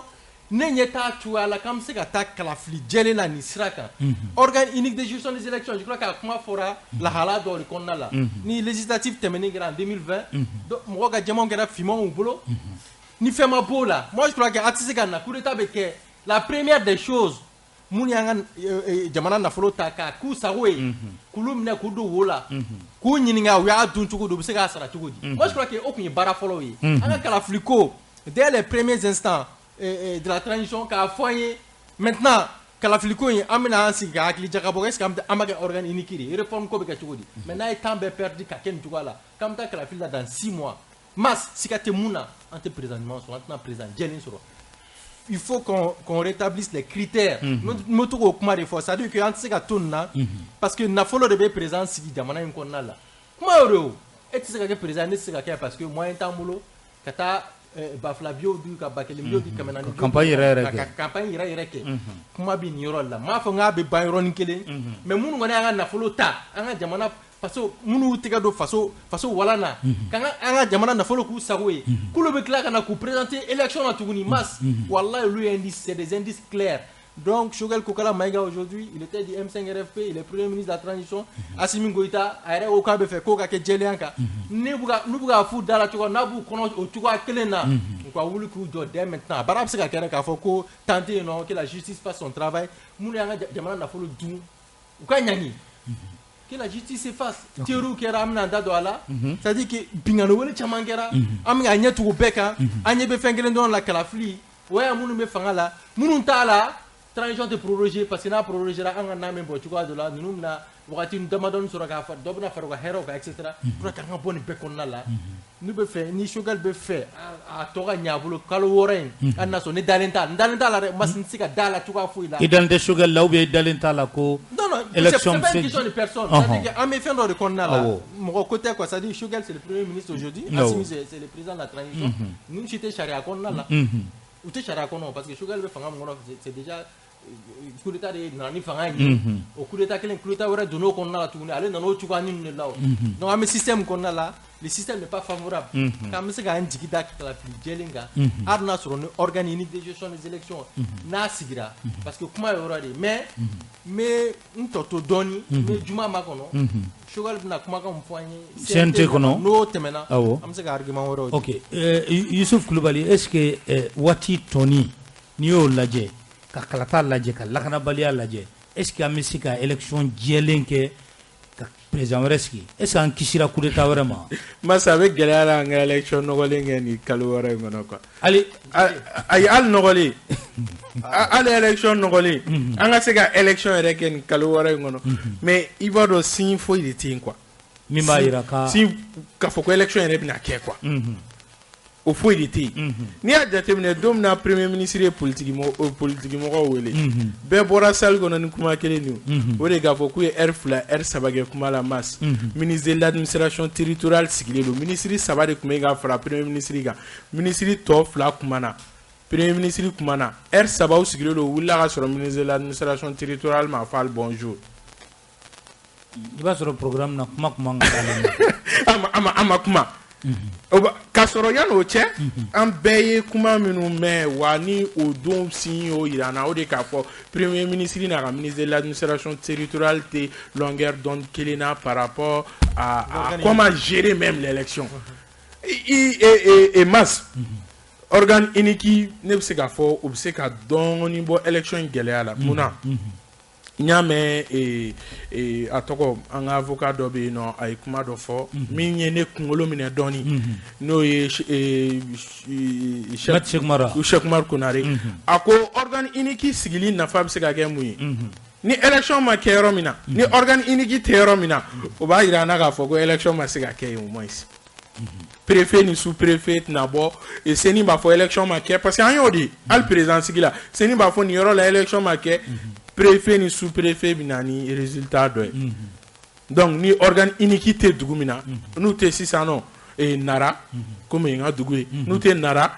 o kɔrɔ ko élection ma se ka kɛ Nara n'u tɛ yɔrɔ min na élection ma se ka kɛ yen nɔ moi je pense que o bɛ se ka dɔ bɔ a la mais Mamadu Kane ye kuma dɔ fɔ a ka gɛlɛn o yɛrɛ fana ka kɛ kalo wɔɔrɔ in kɔnɔ k'a fɔ ko mɔgɔ minnu ye ko min kɛ comment rétablir tout ça en 6 mois et après ça k'a fɔ ou bien i bɛna loi sugu jumɛn bɔ k'a fɔ k'i b'o olu exclure o loi bɛ bɔ cogo di wa o mɔgɔw fana bɛ lister cogo di k'a fɔ ko karisa ni karisa ni karisa ou bien ni critère ni critère ni critère o de b'a to a mɔgɔw tɛna se ka ta ou bien a mɔgɔw ye jɔn ye minnu ye kojugu kɛ minnu ye mɔgɔ régime kɔrɔ ka mɔgɔ bɛɛ n'i ko k'i k'o bɛɛ sen bɔ a la moi je pense que i b'an ka bi premier ministre gɛn donc f'a ka ɲɛdɔn de i bɛna critère jumɛn ta pour que i ka mɔgɔ dɔ sɔn bɔ élection na f'o de ka ɲɛdɔn n'o ma ɲɛdɔn an kana siga fewu 2022 élection hali n'u y'a bila 2068 la wari de bɛ fanga ta Mali la parce que malidenw sɔnna o ma hali n'i ma wari bɔ ka cour constitutionnelle san i bɛ wari bɔ i bɛ malidenw san malidenw yɛrɛ sɔnna k'a fɔ ko wari de b'olu ka élection kɛ parce que u b'a fɔ ko ni président sigira k'a tɛ foyi ɲɛ ye donc u b'a yira k'a fɔ wari ka mɔgɔ san i bɛ kɛ ka taa na réforme dɔw kɛra fini kana di ou bien a kɛra transition tɛmɛnen ni barama kana di t-shirt kana don moi je pense que olu bɛɛ kɛra mais a si ma dɔ bɔ a bɛ fɔ fɛn ma ko achat de conscience an baw bɛ sotarama fa ka t'u jɔ ka denmisɛnnin kelen bila u ɲɛ a bɛ t'u sɔngɔ minɛ ka na d'u ma u bɛ don ka taa voter moi je pense que wari ka mɔgɔ ta o bɛ daminɛ depuis an ka duw de kɔnɔ pour que wari kana mɔgɔ ta bilen an ka jamana kɔnɔna la surtout carte bɛɛ lajɛlen kan ka rebattre tuguni de Soumaïla Amini kun bɛ jate i b'a fɔ i bɛ ka successeur peut-être naturel dɔw b'a fɔ ten tɔ o tɛ yen bilen donc carte an bɛ sigi tuguni an bɛ carte battre tuguni de o battreli de kɔnɔna la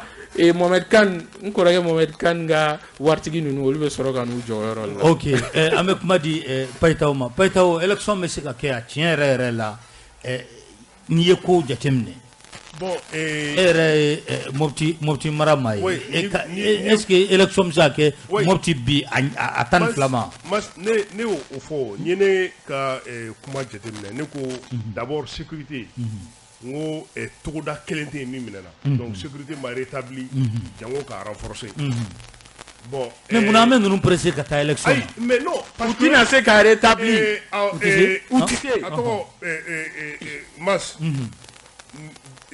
c'est-à-dire que 8 mois tɛ dɛ an k'a fɔ ninnu ka 10 ans kɛ u tɛna kɛ parce que u b'a dɔn olu ka fangabila dépendre o de la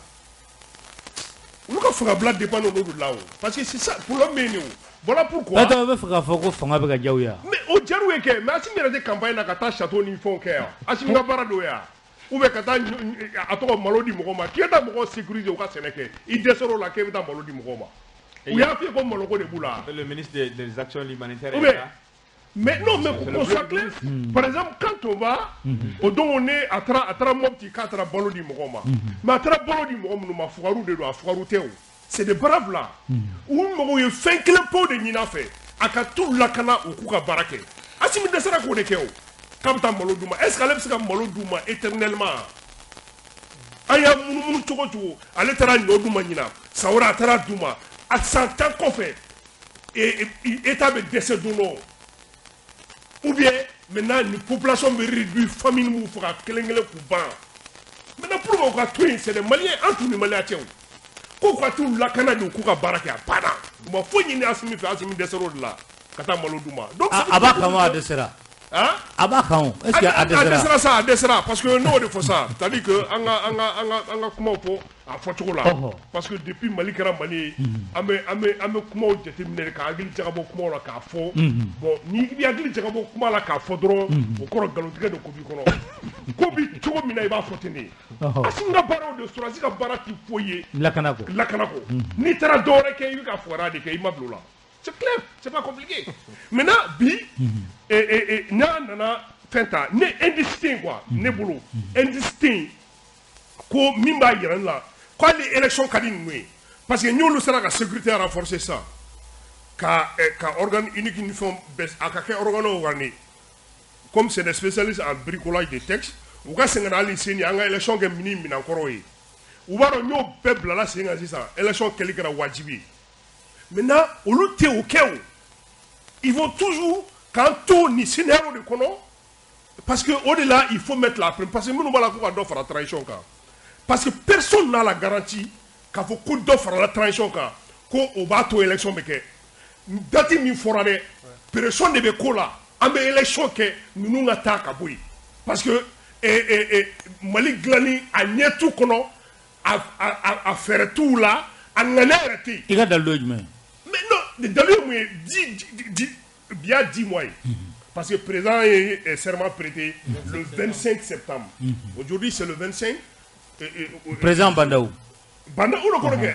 parce que transition daminɛ depuis le 18 je crois ayi ko transition bɛ daminɛ à partir du moment où président bɛ serment prêté CEDEAO mɔgɔw m'o kɛra CEDEAO ko u ye min fɔ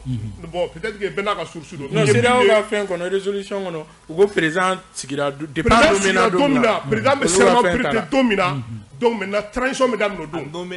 a nomina don min na CEDEAO y'o de fɔ non mais a bɛ se ka nommer mais a baara daminɛ o a bɛ serment prêté don min na a baara daminɛ o don de qu'on soit clair sinon le 18 oui maintenant c'est ce qui est évident c'est que Bandaou est serment prêté le 25 et aujourd'hui c'est le 25 Dieu merci ça fait 10 mois pile jour pour jour 10 mois pile jour pour jour mas et sera action kelen ta fɛn kelen pewu ko b'a yira ko hali a ŋana bɛ ninnu kɔnɔ ka fanga bila maintenant an k'an sigi ko bon ko comme u ma se n'a sɔrɔ u ye dɔ de kɛ an yɛrɛ k'a ye ko tiɲɛna u wɔsira u ye dɔ kɛ bon a tɔni min bɛ yen nɔ an ka a lajɛ an bɛ se ka dɔ fara kan cogo min na o k'a tɔni dafa mais ninnu ma foyi kɛ sira la donc comme ma foyi kɛ sira la a tɔni ye min ye dɛ an ka taa bɛ nin parce que minnu b'a la k'u ka dɔ fara transition kan parce que on n'a aucune garantie hein parce que aujourd'hui n'i ye ninnu ta k'a lajɛ ninnu mago tɛ maliyɛnw na koyi ninnu mago foyi foyi tɛ maliyɛnw na an de bɛ kule ka fɛn bɛɛ c'est-à-dire qu'il faut semblant comme s'il n'y a rien parce que moi je peux pas comprendre bi kunu ako atoko Bandaou ya balga kɛlɛ kɛ Bandaou bana Russie kana Bandaou bana mɔgɔw ka poursuivi Bandaou bana ma donna ta bɔra ta commandant Baba yɛrɛ tari sigi k'o bɛɛ fɔ bon bi a bɛɛ b'u bolo yen a tɔgɔ bali bɔrɛ b'u bolo yen marifa kisɛ a magasin clé b'u bolo a fɛn b'u bolo yen nɔ maintenant a don ni bi n ko dugu kelen ma minɛ maintenant indice de tɛ yen mas voilà pourquoi an bɛ pression min kɛ c'est que an ka taa élection na élection présidentielle u ka élection présidentielle kɛ jamana ka di maliyɛnw dara mɔgɔ min na ni maliyɛnw dara ko ka Kami de k'u ka président ye Kami nana maintenant an bɛ min ɲini an b'a ɲini o fɛ parce que en ce moment c'est déjà légitime mais comme ça là an t'a dɔn mais est-ce que n'a kɛra ten an bɛ kisi coup d'état wɛrɛ ma mais an filɛ nin min fɛn na o n'o de fɔ garantie bɛ jɔn bolo personne n'a cette garantie k'a fɔ quoi 10 ans far'o kan parce que u bɛna mun fɔ bon sécurité ma rétabli an ma réforme kɛ fɔlɔ an m'a don tan an m'a bɔ tan bon comme an tɛ se k'o bɛɛ kɛ an ka taa ɲɛfɛ mais an ma y'u ye fɛn de kɛ fɔlɔ k'an ka tɔ dafa quoi mais n'u ye fɛn dɔ de daminɛ ne ka problème o de n'u ye fɛn dɔ de daminɛ ko maliyɛnw yɛrɛ k'a o juger k'a fɔ effectivement u ye min daminɛ tiɲɛ na u bɛ sira ɲɛnama kan mais wagati min tɔ bɛ yen o wagati tɛ u permettre ka a dafa en ce moment n'a ko ka nin wagati ɲini ka fara kan en ce moment mɔgɔw bɛ sɔn ma o c'est comme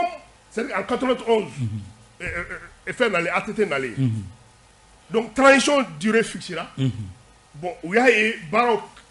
taabolo ma a tɛ se ka ban ka bɛn ma u ye dɔ fara transition kan mais o ka ye baara dɔ de daminɛna quoi mais ninnu k'a fɔ a ye kɛ minnu c'est-à-dire que aujourd'hui minnu bɛ c'est-à-dire que Jɛmɛ ni Balaw ta k'a fɔ Asimi fasa da k'a kɛ comme si depuis Ala ka Mali da Asimi de ye président ye depuis Ala ka Mali da mɔgɔ ɲuman yɛrɛ mana Mali la ni Asimi tɛ u ka fɛn kelen fɔ a ye dɔrɔn fɛn min b'a to an bɛ se ka u juger ni min ye k'a fɔ voilà u ye nin kɛ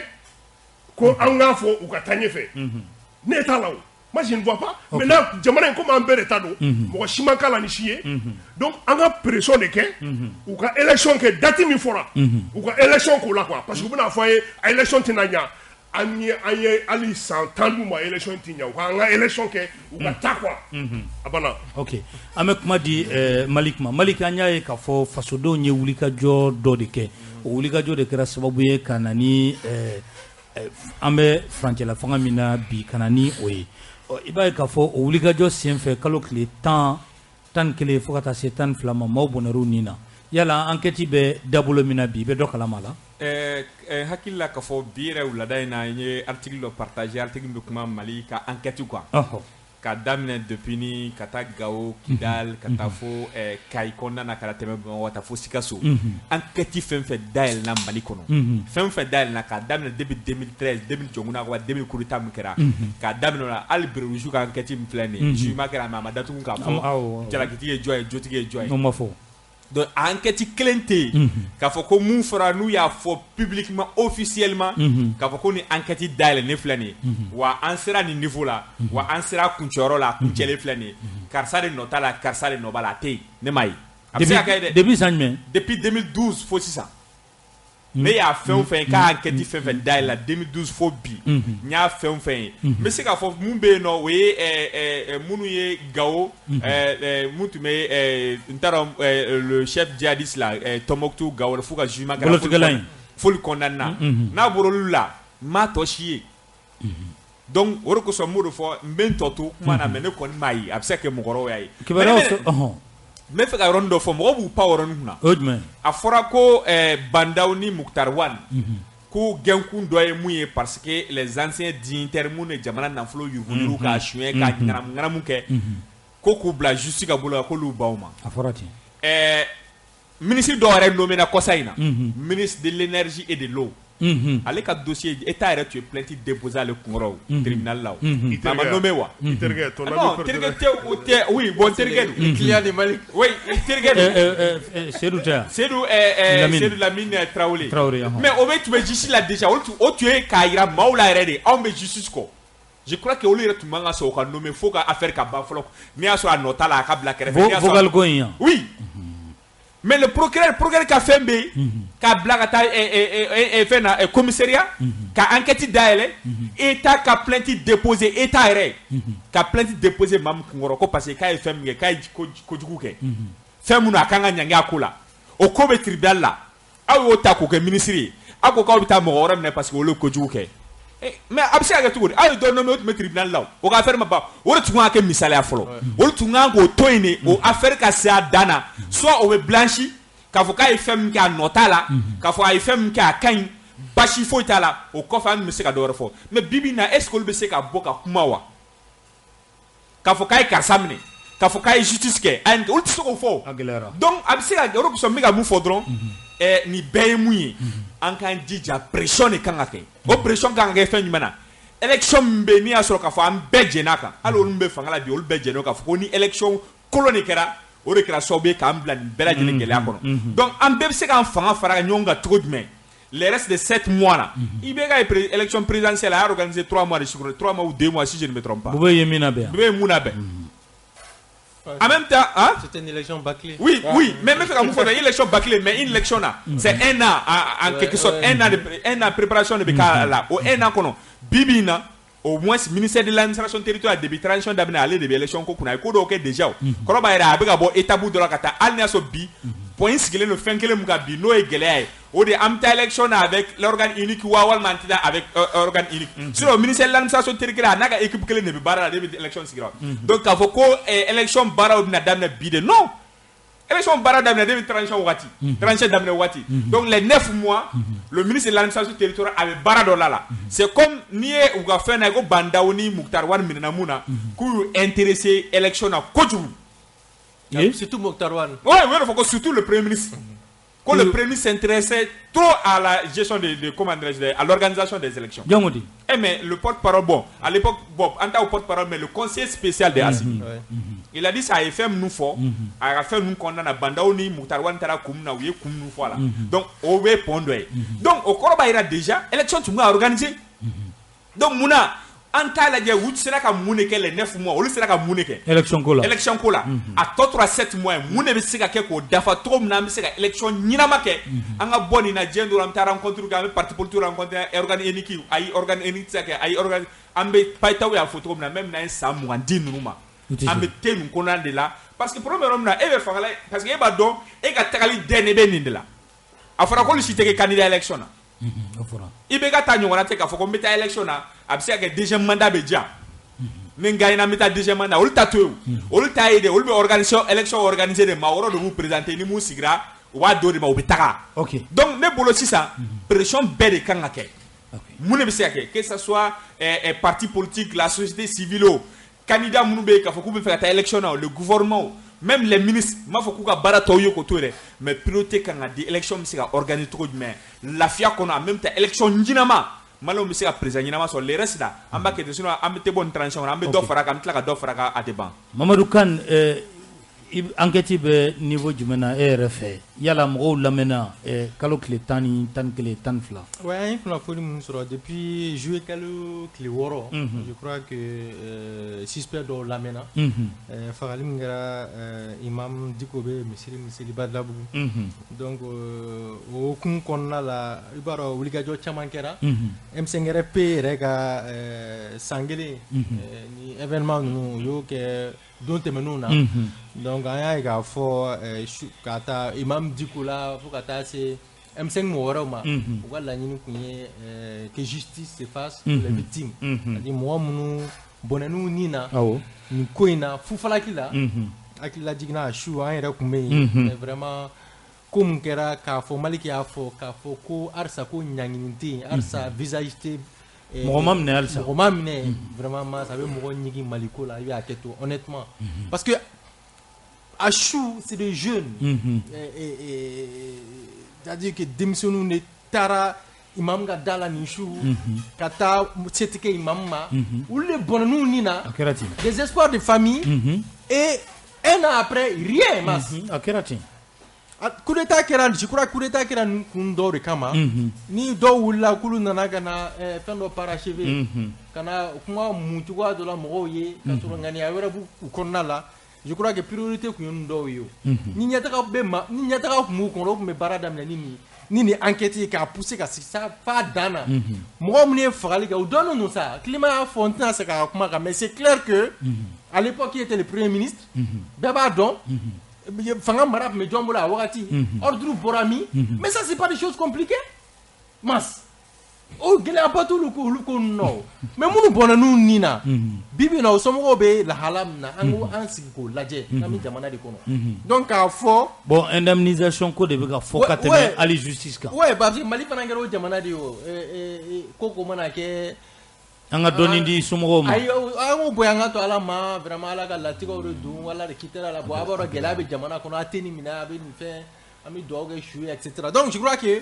tant que justice magara aller Assimi Goïta na banana misiri bala on ra ko filmer maintenant do kono tukuni anga bo mise en scène kono la donc fait un bec koko gran jamana ngono mas tiere te fo maliki a fo wa justice de ke je crois que malik me fenga Almade Alpha qui est histoire fort ces pays là c'est la Pays-Bas au là au jugement Itarola mais au Mali là c'est la justice internationale ayo mne ko di Pays-Bas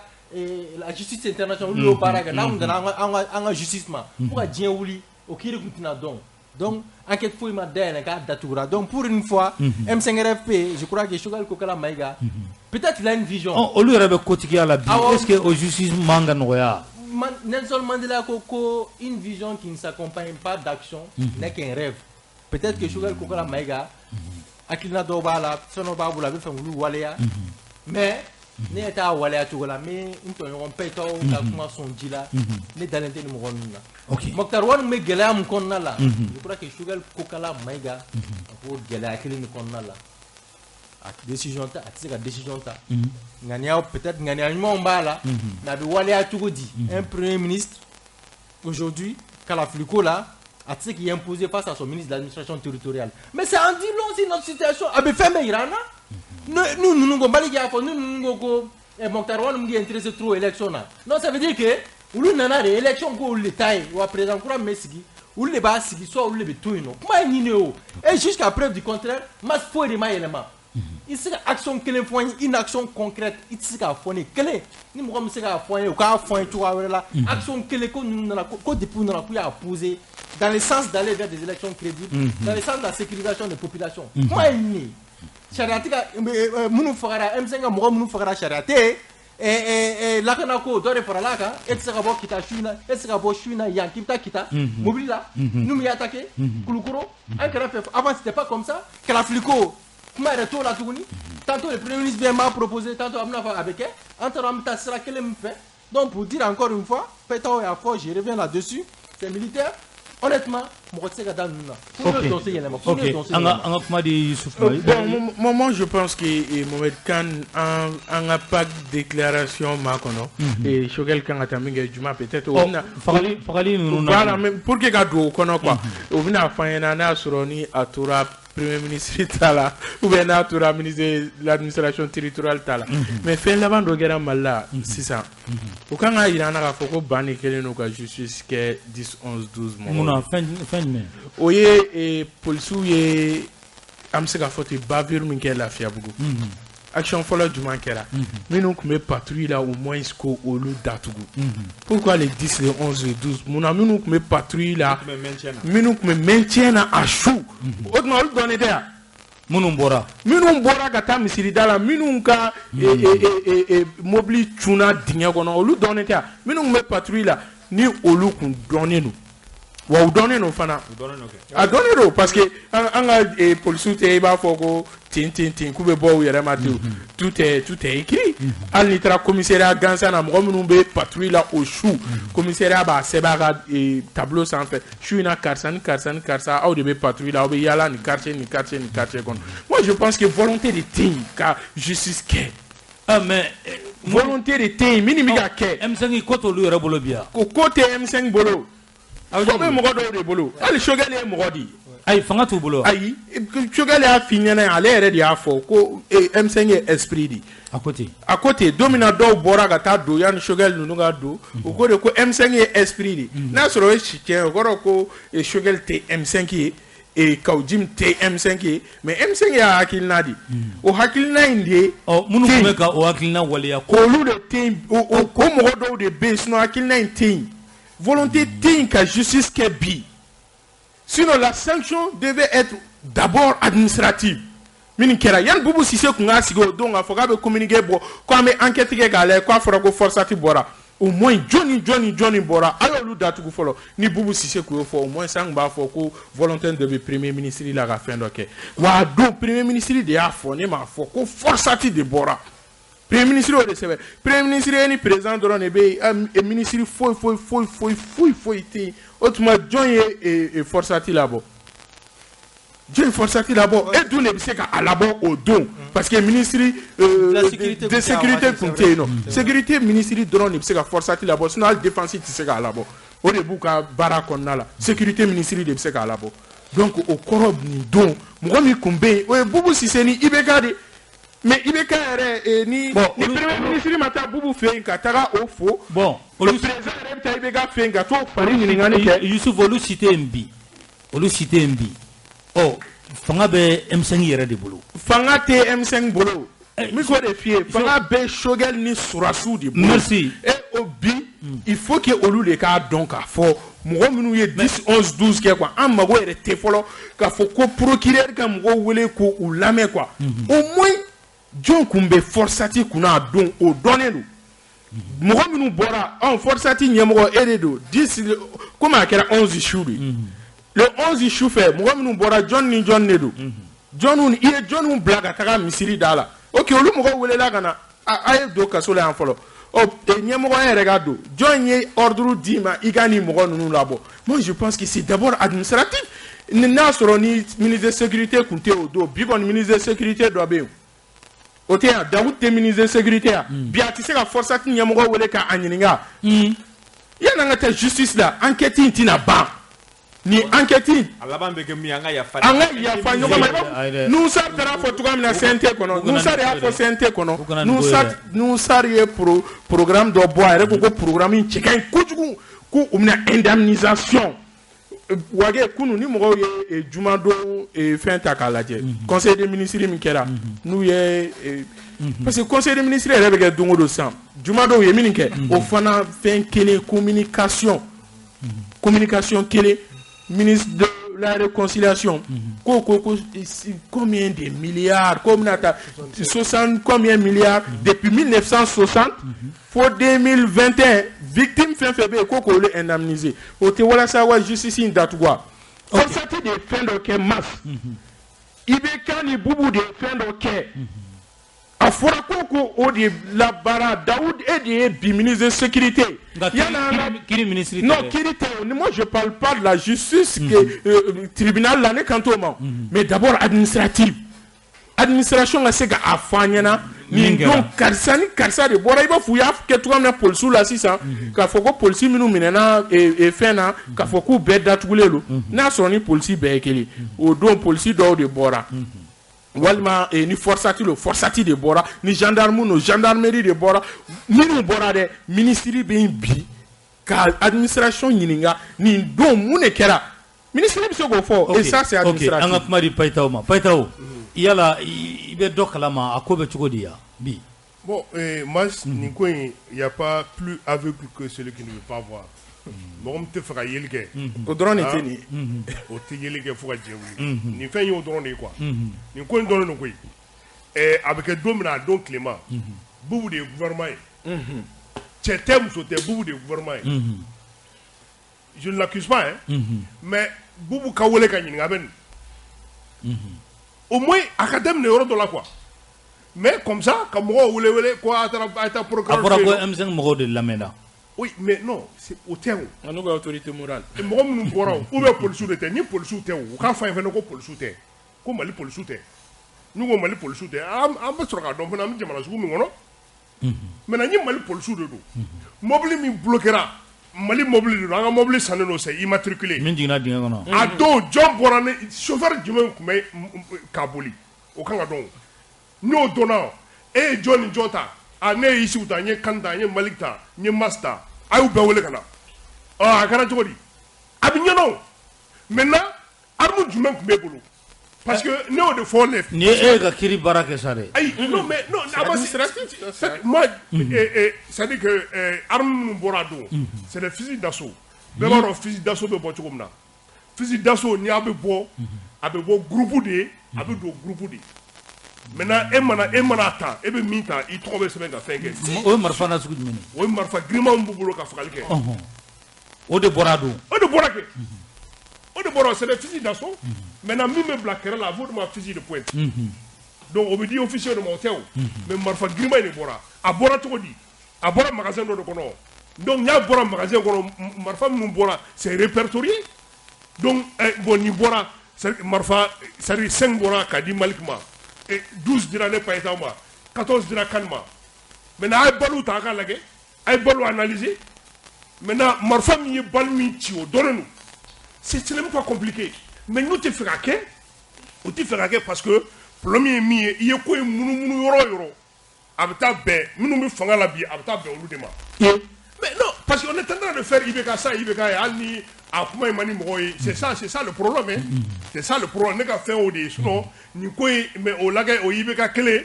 o de bɛ a fɛn na c'est à dire que o de bɛ ka du bɛ cogo min ka d'a ye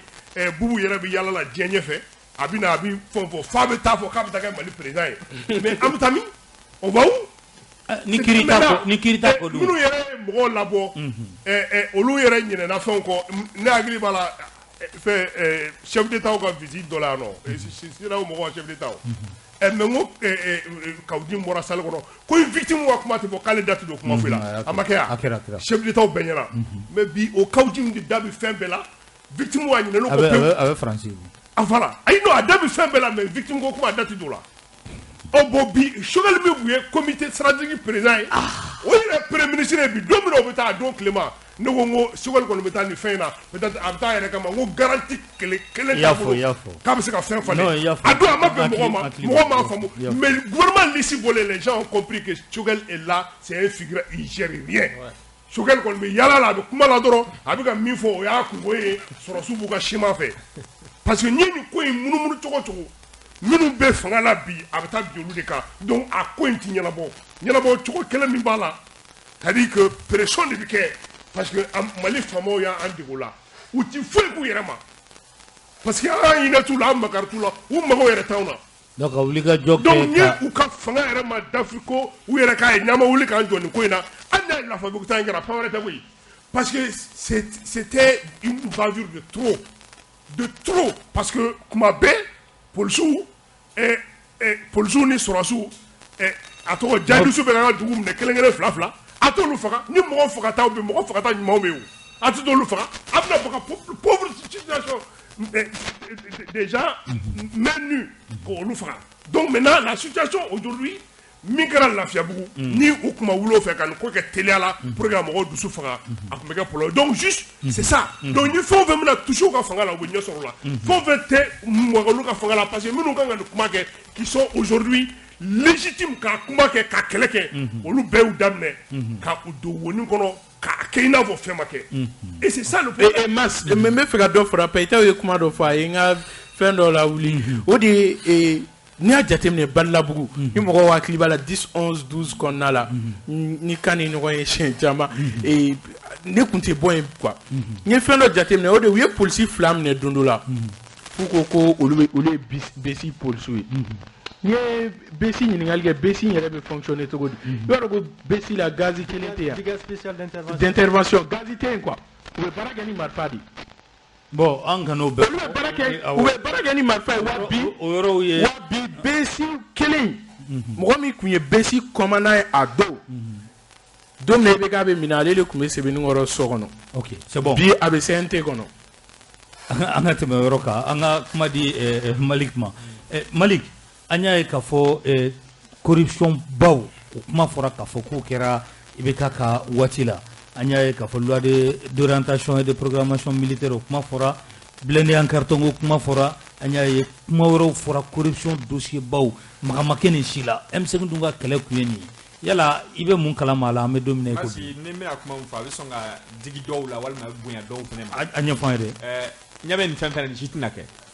a si tɛna kɛ transition kɔnɔ a kɛlɛ si tɛna a si tiɲɛ tɛna dɔn. mais ne ye exemple fɔlɔ min ta maa fɔlɔ min tun kan ka kɛ misaliya ye maaw bolo ka se ka yira mɔgɔw la k'a fɔ n ka ŋaniya b'u kɔnɔ ka justice kɛ ka justice rendre au nom du peuple ka ŋaniya b'u kɔnɔ u y'o mot nommé wa o ma kɛ ministre o m'o ko dɔgɔya wa jamana in kɔnɔ yan wa donc cela veut dire que demain ni ne seginna o ko kan est ce que olu bɛ se k'u kun kɔrɔta k'a fɔ k'u bɛ ne ɲangi wa u bɛ se ka ne ɲangi. a bɛ gɛlɛya. u tɛ se ka ne ɲangi o ni ne ye maa ka vocal enregistré k'a bɔ a kɔfɛ fo ni justice kɔni ne kan ne k'a fɔ ko se tɛ ne ye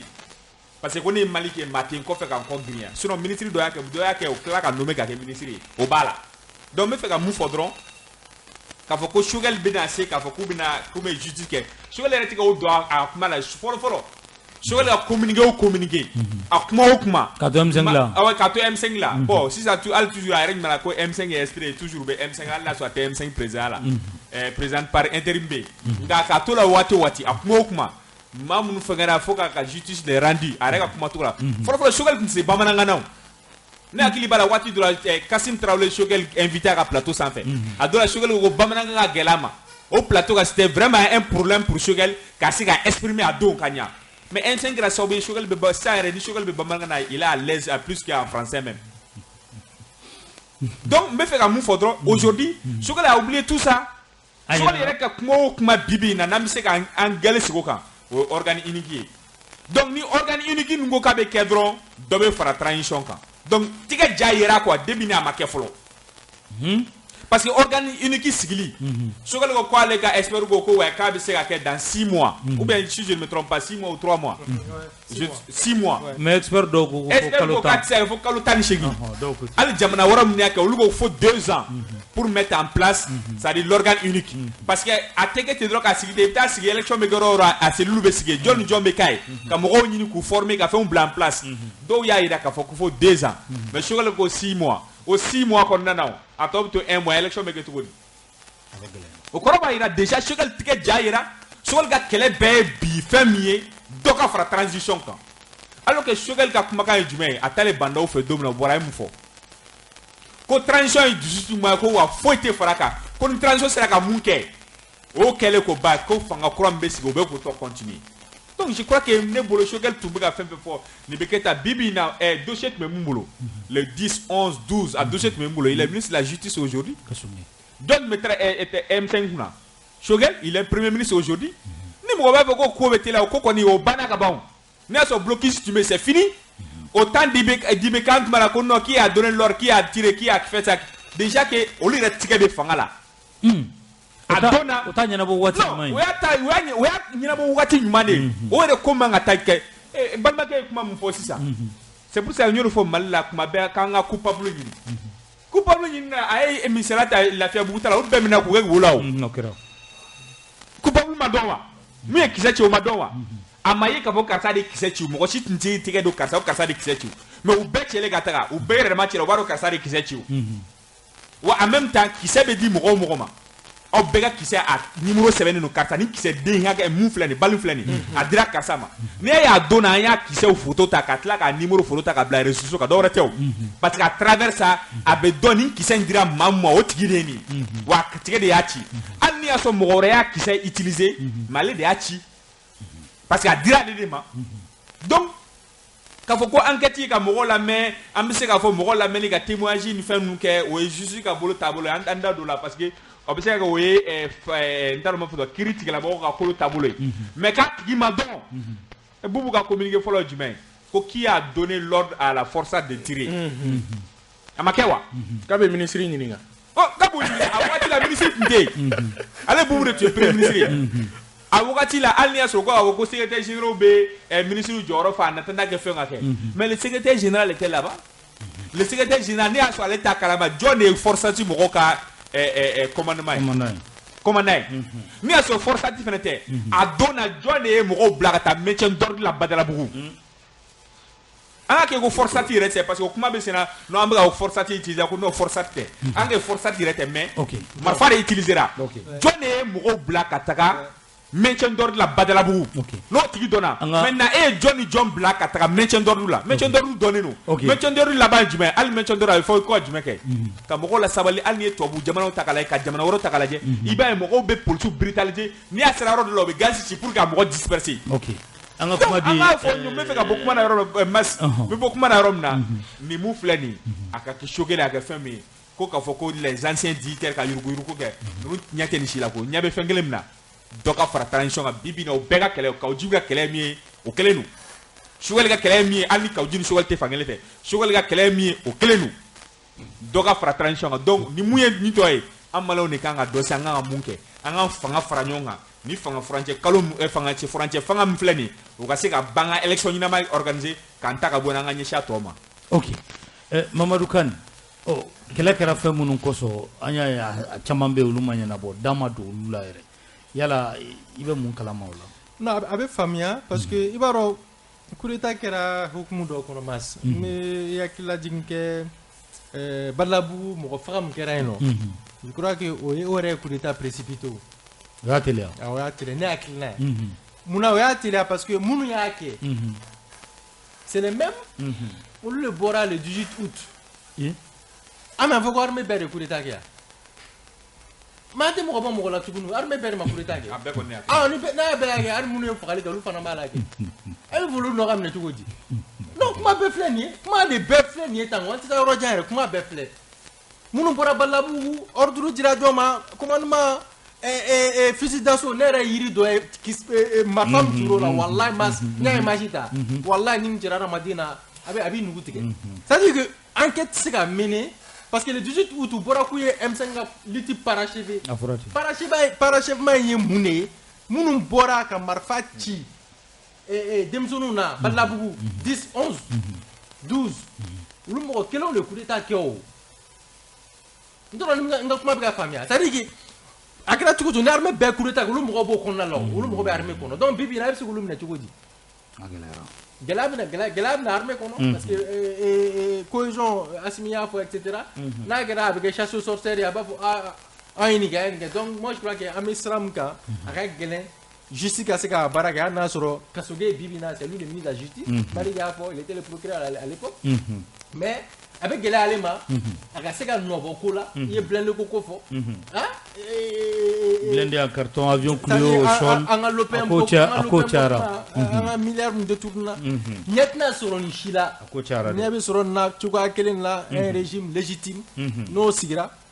o de bɛ se k'a ɲɛnabɔ n'a ye maa ɲɛnama sɔrɔ o bɛ se ka nin baara ninnu Mas kiri man di maliyɛn koyi kiri tɔgɔ de ka d'an ye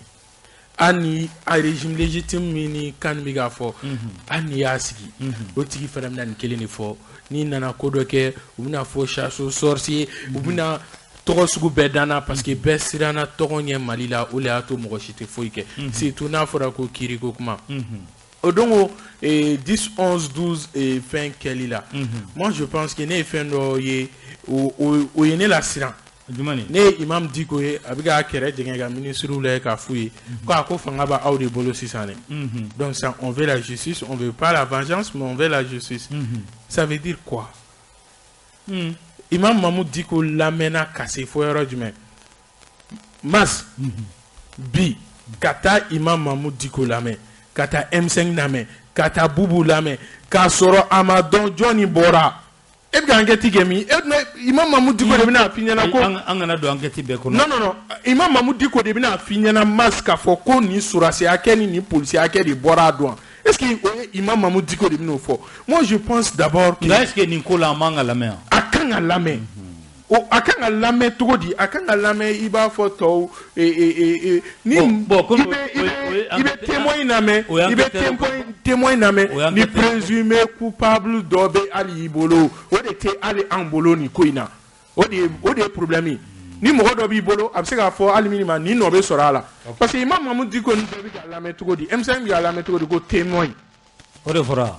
k'u bɛ ka lamɛn comme des témoins ni témoin no o tuma jɔn ye coupable ye hali présumé coupable la o ye jɔn ye o de tɛ yen ni ko la o dun bɛ yen mɔgɔ minnu bɔra a dɔnnen don n'a sɔrɔ ni mercenaires de don i b'a fɔ a bɛ ka fɔ cogoya min na je pense que o dɔnni ka gɛlɛn mais Mali mobili de bɔra o la to donc n ye polisikɛ dɔ ye kuma samana ni ɲɔgɔn cɛ a ko n ka mabɔ a ka mobili la n ko e ka mobili bɛ min